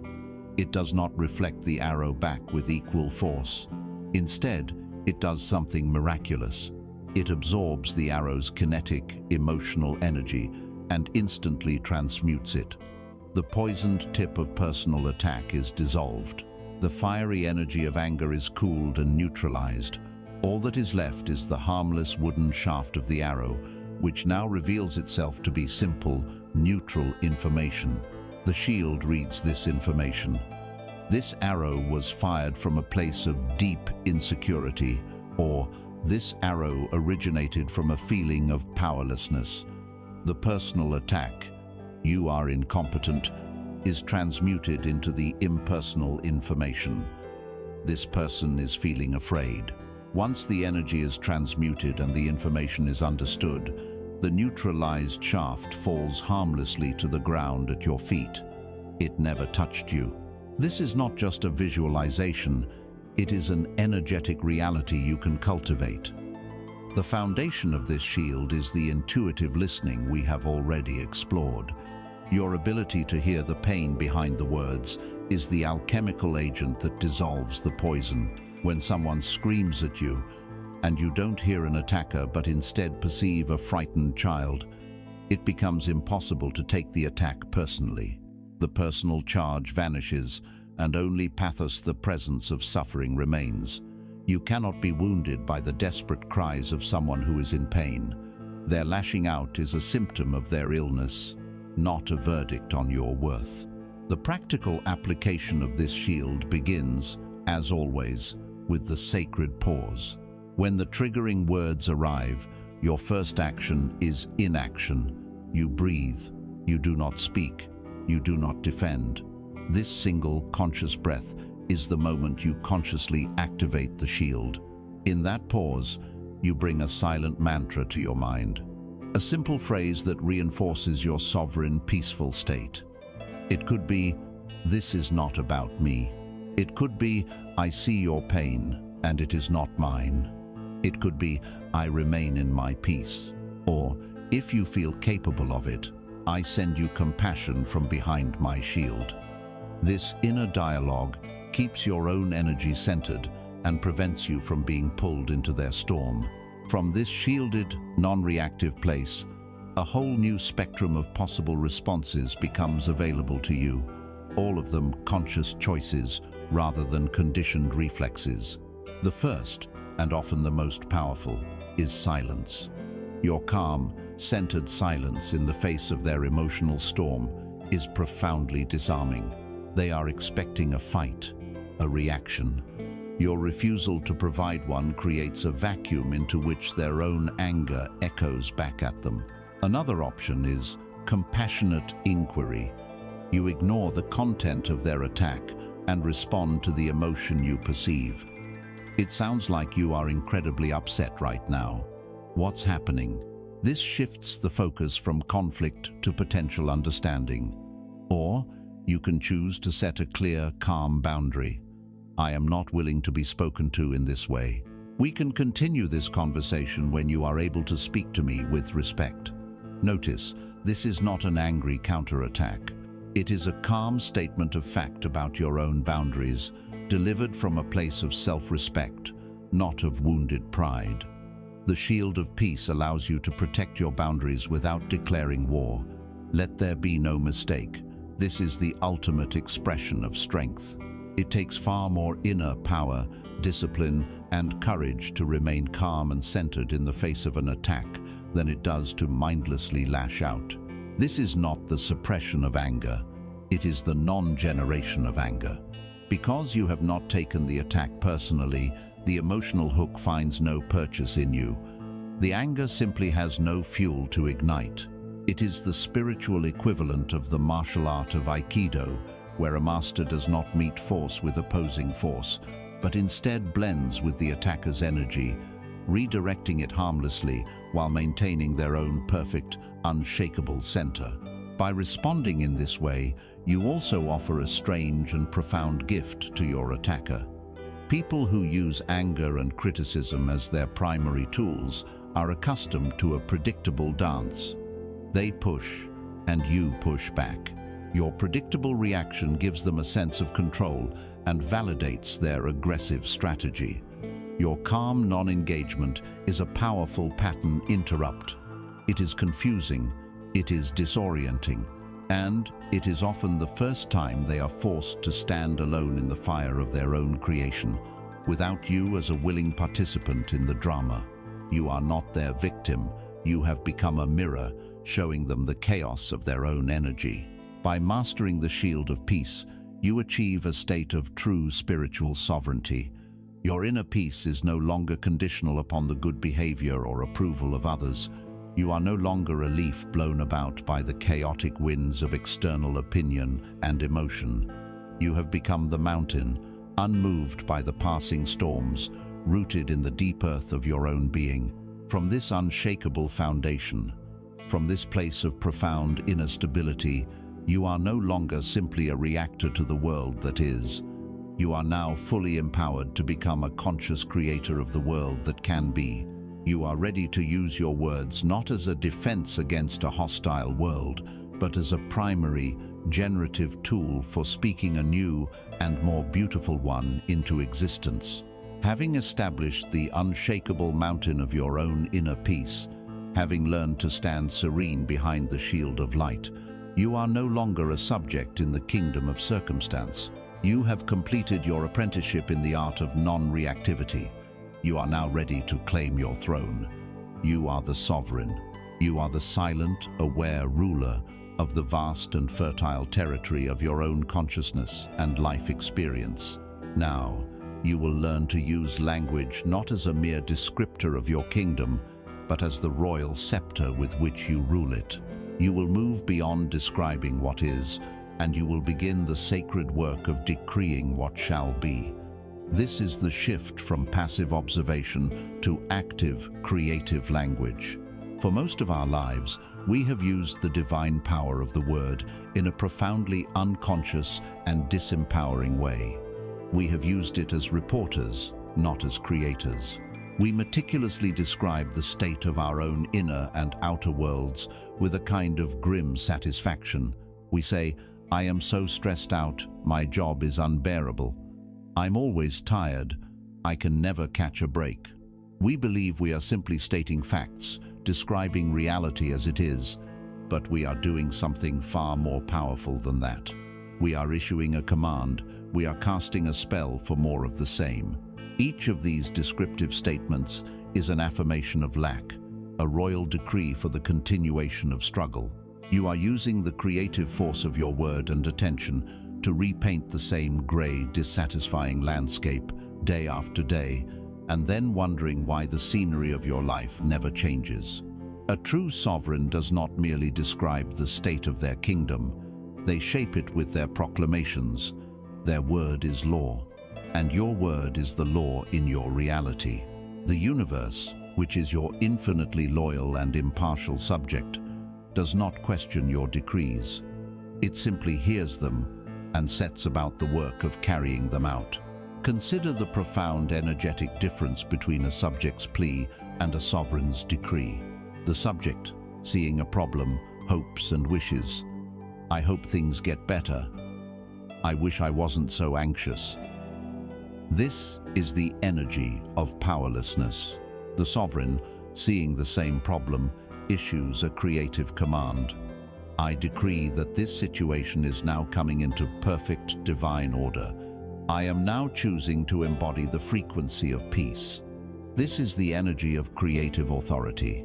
The art of creative language is the conscious practice of shifting your speech from the passive language of hope and complaint to the active language of choice and command. It begins with the simple but revolutionary replacement of "I hope" with "I am choosing." Instead of "I hope I feel peaceful today," the creative decree is "I am choosing peace as my dominant reality today. I am actively aligning with people, circumstances, and thoughts that are resonant with peace." This shift takes you from the passenger seat of your life and places you firmly in the driver's seat. You must begin to speak of your dreams not as distant, uncertain fantasies, but as active projects that are currently underway. The language of the subject says, "I'd love to start my own business one day." It is a dream, floating in the ether of someday. The language of the sovereign says, "I am in the process of building my business. I am attracting the perfect clients and resources now." Can you feel the difference? The first is a wish, the second is a work order sent to the universe. When you speak of your goals in this way as active, ongoing processes, you are aligning your energy with their fulfillment. You are telling the universe that you are not waiting to be rescued. You are a partner, actively engaged in the work of creation. The two most powerful words in a sovereign's vocabulary are "I am." As we have learned, these are the words of pure creation. Whatever you attach to "I am," you become. For too long we have unconsciously attached them to our limitations. "I am tired. I am broke. I am not good enough." The conscious creator reclaims these words. You begin to use them as the preamble to your royal decrees. "I am vibrant health and boundless energy. I am a clear and open channel for abundance and creativity. I am worthy of deep and authentic love. Speak these decrees aloud, especially when you are alone. The spoken word carries a physical vibration. It charges the air around you. It impresses its pattern upon the water in your cells, and it sends a ripple of command through the quantum field. This practice extends beyond specific, formal decrees. It is about shifting the entire underlying assumption of your daily speech. You begin to talk like the person you are becoming, not the person you have been. You carry yourself with an unspoken air of partnership with the universe, rather than one of struggle against it. When you encounter a challenge, instead of saying, "This is a disaster," you can reframe it with creative language. "This is an interesting opportunity for me to discover a new solution." You are constantly guiding reality with your words, shaping it away from the narrative of problems and toward the narrative of potential. Now, the ego, the voice of your old, limited self, will rise up in protest. As you declare, "I am prosperous and abundant," it will scream, "No, you're not. Look at your bank account. You are a liar." This is a critical moment. You must understand that you are not lying. You are prophesying. You are not describing the current, temporary state of your finances. You are commanding the future state of your finances into being. A true king, looking upon a barren province, does not decree, "This province is barren." He decrees, "Let this province be fertile and green." The decree is the cause of the future state, not a report on the current one. You are speaking from the perspective of your soul, of the creator self, which sees the finished masterpiece within the rough marble, and you are commanding that masterpiece to emerge. As you become masterful in using your words to sculpt your own reality, a new and beautiful awareness begins to dawn. You realize that the decrees of a true and noble sovereign are not just for their own benefit. A wise ruler knows that their well-being is inseparable from the well-being of their kingdom. The words you speak, the reality you create, the peace you cultivate within yourself, these things do not exist in a vacuum. They ripple outwards, shaping the energetic environment for everyone in your life. Your family, your friends, your community, and in a small but real way, the entire world. The peace you decree for yourself contributes to the peace of the planet. The abundance you create for yourself demonstrates to others what is possible. This raises a profound and ultimate question, one that moves us beyond personal creation into the realm of our enduring impact. What kind of kingdom are you building, not just for today, but for tomorrow? When your time as the sovereign of this particular life is over, what will be the state of the realm you leave behind? What is the legacy that your creative voice, your royal decree, will leave as an echo in the hearts of those who follow? You have claimed your sovereignty. You have learned to stand as the unshakable mountain in the face of passing storms. Your peace no longer a fragile commodity to be given or taken away by the words of others. From this high plateau of spiritual maturity, you have begun to use your own words, not as reactions, but as primary creative acts, speaking your desired reality into being. But the reign of even the wisest sovereign is finite. The truest measure of their rule is not the wealth they accumulated for themselves, but the state of the kingdom they left behind. A life lived consciously eventually moves beyond the question of, "What can I create for myself?" and arrives at the ultimate, most profound inquiry, "What echo will my voice leave behind? What is the legacy of my word?" We tend to think of legacy in terms of material possessions, accomplishments, or the memories held in the minds of others. But the legacy of your voice operates on a much deeper, more energetic level. The words you speak, charged with the emotional energy of your being, do not simply vanish after the sound has faded. They are vibrational packets of information that impress themselves upon the fabric of reality. They linger in the walls of a home, in the consciousness of a child, in the energetic field of a workplace. You have felt this yourself. You can walk into a room where a bitter argument has just occurred, and even if it is now silent, the air feels heavy, tense, and sharp. You have also walked into a space filled with love and laughter, a home where kindness is the primary language, and the very atmosphere feels light, warm, and welcoming. This is the echo. This is the legacy. It is the persistent, energetic signature of the words that were spoken there. Let us expand our metaphor. Imagine that upon your birth, your soul was given a beautiful, empty book, and you were placed within the great, infinite library of the cosmos. This library contains all the stories that have ever been told. Your sacred task in this lifetime is to fill the pages of your unique book. Every single word that you utter is a sentence inscribed in this book with indelible ink. Not just your grand declarations and affirmations, but your casual comments, your whispers of affection, your sighs of frustration, your shouts of anger. Every word is recorded. Now, in this present moment, I invite you to pause and metaphorically pull your own book from the shelf. Blow the dust off its cover and open it. What is the story you have been writing? What are the themes that dominate its pages? Is it a tragedy filled with sentences of complaint, blame, and victimhood? Is it a thriller, dense with the language of anxiety and fear of the future? Is it a dry, academic text filled with judgment and criticism? Or is it becoming a heroic epic of overcoming, a beautiful poem of love and connection, a sacred manual for finding peace in a chaotic world? Look at the chapter of the last week. What words appear most frequently? Are they words that build or words that destroy? Are they words that liberate or words that cage? This book is the ultimate truth of your legacy. This legacy is not an abstract concept.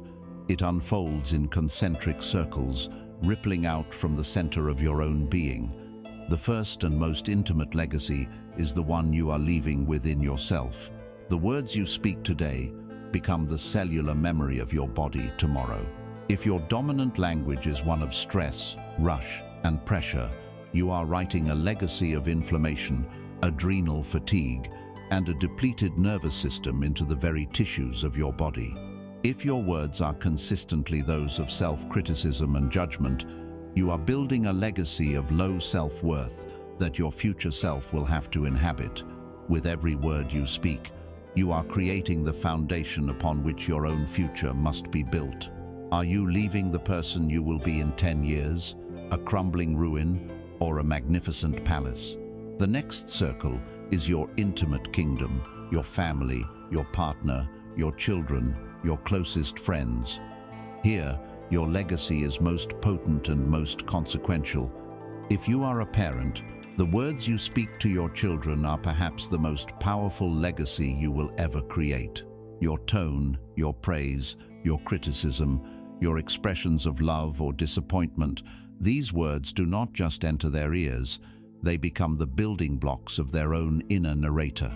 You are, quite literally, programming the voice that will speak inside their heads for the rest of their lives. Will that voice be a relentless critic that echoes your own frustrations, or will it be a wellspring of unconditional love that echoes your encouragement and belief in them? There is no more sacred verbal responsibility than this. For your partner, your words co-create the shared reality of your relationship. The story of us is not a static thing. It is a living narrative you write together, sentence by sentence, every single day. Are your words weaving a story of partnership, mutual respect, and deepening intimacy? Or are they contributing to a tragic tale of misunderstanding, resentment, and emotional distance? Every thank you, every I see you, every I'm sorry, every I love you is a golden thread. Every sharp criticism or cold silence is a tear in the fabric. From this intimate circle, the echo of your voice ripples out into the wider world, your workplace, your community, your chance encounters with strangers. Are you known at work as someone whose words bring clarity and encouragement? or someone who contributes to the energy of gossip and complaint. When you interact with a stranger, a cashier, a waiter, your words leave them feeling a little lighter, a little more seen as a human being. These seemingly small verbal acts are anything but. They are micro-deposits of light into the collective consciousness. Each one helps to raise the overall vibration of the planet, tipping the scales, however slightly, away from fear and toward love. This is your public legacy, the energetic reputation of your soul. To contemplate this can feel overwhelming, but the intention is not to induce guilt, but to awaken a sense of profound and joyful purpose. The question of legacy simplifies your choices. It gives you a compass for your speech. The practice is to begin living from the end. Imagine, for a moment, that your life has been fully lived. You are looking back from a place of peace and wisdom. Now, I ask you to choose 3 words. Not words that describe what you did, but words that describe the legacy of your voice, the feeling and echo you left in your wake. Perhaps they are peace, wisdom, and encouragement, or maybe joy, creativity, and love, or strength, integrity, and compassion. Choose the 3 words that resonate most deeply with your soul's highest aspiration. Write these 3 words down. These are now the guiding stars for your speech. Before you speak, you can ask yourself a simple question. Are the words I'm about to say in alignment with my legacy of peace, wisdom, and encouragement? This simple check-in can profoundly alter what comes out of your mouth. It transforms the act of speaking from a thoughtless habit into a conscious, legacy-building practice. If your legacy word is joy, you will find yourself naturally speaking of things that bring delight. If your legacy word is integrity, you will find it impossible to participate in gossip.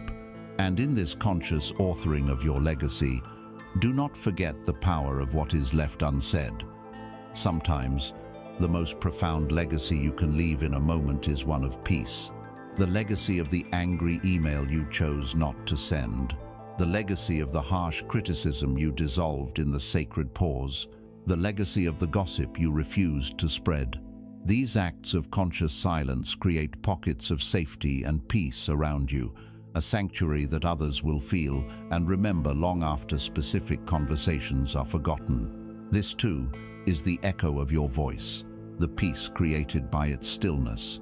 As you consciously and consistently align every word you speak with the noble legacy you wish to leave, a final, beautiful transformation occurs.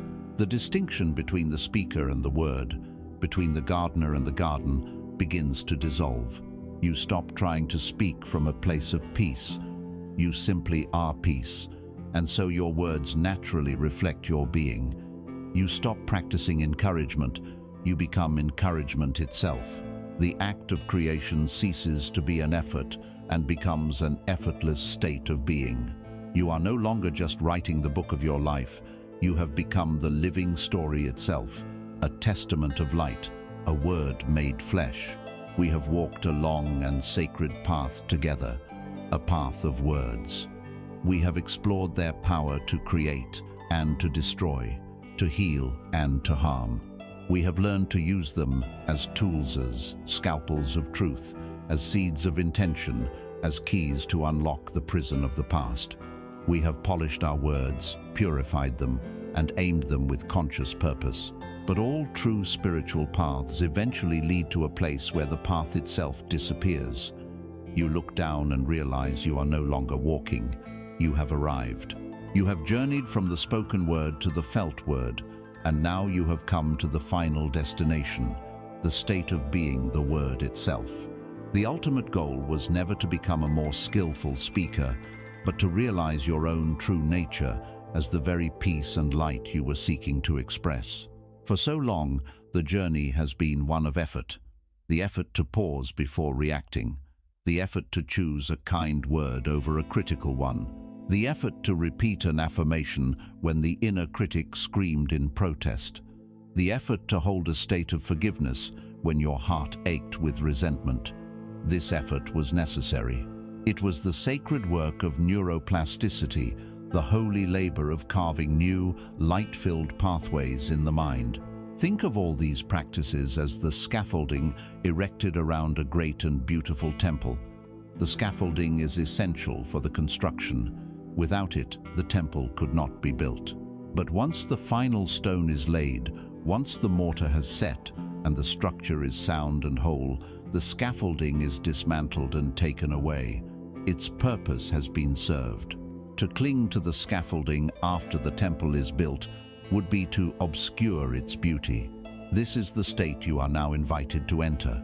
The state where the tools are laid down, where the effort ceases. You no longer need to try to be peaceful. Peace is the natural state that remains when the inner war has ended. You no longer need to strive for kindness. Kindness is the fragrance that naturally emanates from a heart that is no longer in conflict with itself. You no longer need to practice forgiveness. You live in a state of grace where grievances find no fertile soil in which to grow. The effort was never in being peaceful. The effort was always in maintaining the exhausting state of non-peace. The struggle was in holding on to the resentments, in fueling the anxieties, in believing the limitations. Once you truly let all of that go, what remains is an effortless state of being. It is the grace of a river that flows to the sea, no longer fighting the rocks in its path, but simply moving with the profound, silent intelligence of its own nature. Let us use one final metaphor. For much of your journey, you have been like someone trying to light a single candle in a vast, dark room, carefully shielding its tiny flame from the winds of fear and doubt. You have worked diligently to keep this candle lit, believing it to be your only source of light. But now, you awaken to a staggering, glorious truth. You were never the candle. You are the sun. The sun does not try to shine. It does not strain or struggle to radiate light and warmth. The sun does not consult a manual on how to be luminous, nor does it offer affirmations to convince itself of its own brilliance. It simply is the sun, and the effortless, constant, and unconditional radiation of light is the natural consequence of its own being. All of the fear, the judgment, the self-criticism, the resentment, these were never you. They were merely clouds that you mistook for your own identity. The immense work we have done together has not been an exercise in building a sun. It has been the patient, loving, and liberating process of clearing away the clouds. Your spiritual work is not to generate a light you do not have, but to simply cease creating the obstructions to your own ever-present, innate, and magnificent light. From this state of embodied being, your relationship with the world is transformed. Your words, now arising from a core of profound stillness, naturally carry the vibration of healing. You do not have to think about what to say to comfort someone. Your words simply emerge, perfectly attuned to what is needed, because they come from the unified field of love itself. Your silence becomes your most powerful sermon. It is not an empty, awkward silence, but a full, resonant silence, pregnant with an acceptance so profound that it allows others to feel completely safe, seen, and loved without a single word being exchanged. People will feel calmer in your presence, their own inner storms quieted by the unshakable peace of your harbor. Your actions flow with a new grace. You are no longer driven by the anxious, grasping energy of the ego, the need to prove, to acquire, to achieve. You act from a place of inspired, intuitive flow. You do what needs to be done with a quiet efficiency and a light heart, unattached to the outcome. For your sense of self is no longer derived from your accomplishments, and your perception shifts entirely. You begin to see the world not as a collection of separate, competing entities, but as a unified dance of consciousness. You see the light, the sun, in others, even when their own clouds are dark and stormy. You can witness another's anger or fear and see it for what it is, a temporary obscuring of their own inner radiance, a desperate cry from a part of them that has forgotten its own light. This perception makes true, unconditional compassion your default response. You are no longer trying to change the world. You have become the change. You have become a walking meditation, a vibrational anchor of peace on the planet. Your presence itself becomes an invitation, a quiet demonstration to others that a state of serene, powerful and joyful being is not a distant spiritual fantasy, but a real and attainable destination. You do not offer people a map. Your very being shows them that the treasure is real. This state is not a strange, supernatural phenomenon reserved for a handful of saints or gurus. It is your birthright. It is the state of homecoming. It is a return to the pristine innocence and wholeness you possessed before the world taught you that you were small, flawed, and separate. It is the full embodiment of the two most powerful words in existence, I am. Not I am trying to be, or I hope to be, but the simple, profound, self-existing reality of I am. The journey is complete. You have followed the river of language from its turbulent rapids of reactivity to its vast, calm estuary where it meets the silent, infinite ocean of being. There is nothing left to do, nothing left to learn, nothing left to practice. There is only this, to be, to rest in the light that you are, and to let it shine, effortlessly, now and always. You are home. And so, we arrive at the quiet end of our journey together, not at a destination of new knowledge, but at a place of deep and simple remembrance. Take a soft, easy breath. Feel the stillness that now resides within you, the calm harbor you have learned to be. The ocean of being is peaceful. There is nowhere else to go. In the beginning, we spoke of your mind as a garden, and your words as the seeds you plant within it. We learned to pull the weeds of criticism and to sow the seeds of kindness, watching as the landscape of our life began to change. But now, after our long journey inward, you understand a deeper truth, a more integrated reality. You are not merely the gardener, standing apart from the soil, deciding which seeds to sow. You are the entire garden. You are the rich, dark, fertile soil of pure consciousness. You are the living water of emotion that nourishes all things into being. You are the sacred, perfect seed of divine potential that rests at your own center. And you are the ever-present, silent sun of awareness whose light allows all things to grow. There is no separation. The Creator and the creation are one. The journey has been one of alchemy, of turning the lead of reactive, unconscious speech into the gold of creative, conscious being. The words you speak are no longer just sounds, no longer just descriptors of an external world. They are the very resonance of your soul made audible. They are the fragrance of the garden you have cultivated within. And from this place of wholeness, your only function is to be, and in that being, to bless the world with the frequency that you are. Carry this truth with you, not as a lesson to be remembered, but as a vibration to be felt in the marrow of your bones. When the world feels noisy and you begin to forget, return to this simple knowing. Let it be your anchor and your guide. You may wish to use these words as your own, a mantra to recenter you in your power and your peace. Breathe in. My words are vibrations. Breathe out. I choose the frequency of peace. Breathe in. I speak kindness to myself. Breathe out. I speak kindness to the world. Breathe in. I am a beacon of light. There is nothing left to do. There is nothing you need to become. All that you have been seeking, you already are. Your only work now is to remember and to allow the light that you are to shine effortlessly upon a world that is so thirsty for it. Go in peace. You are the light.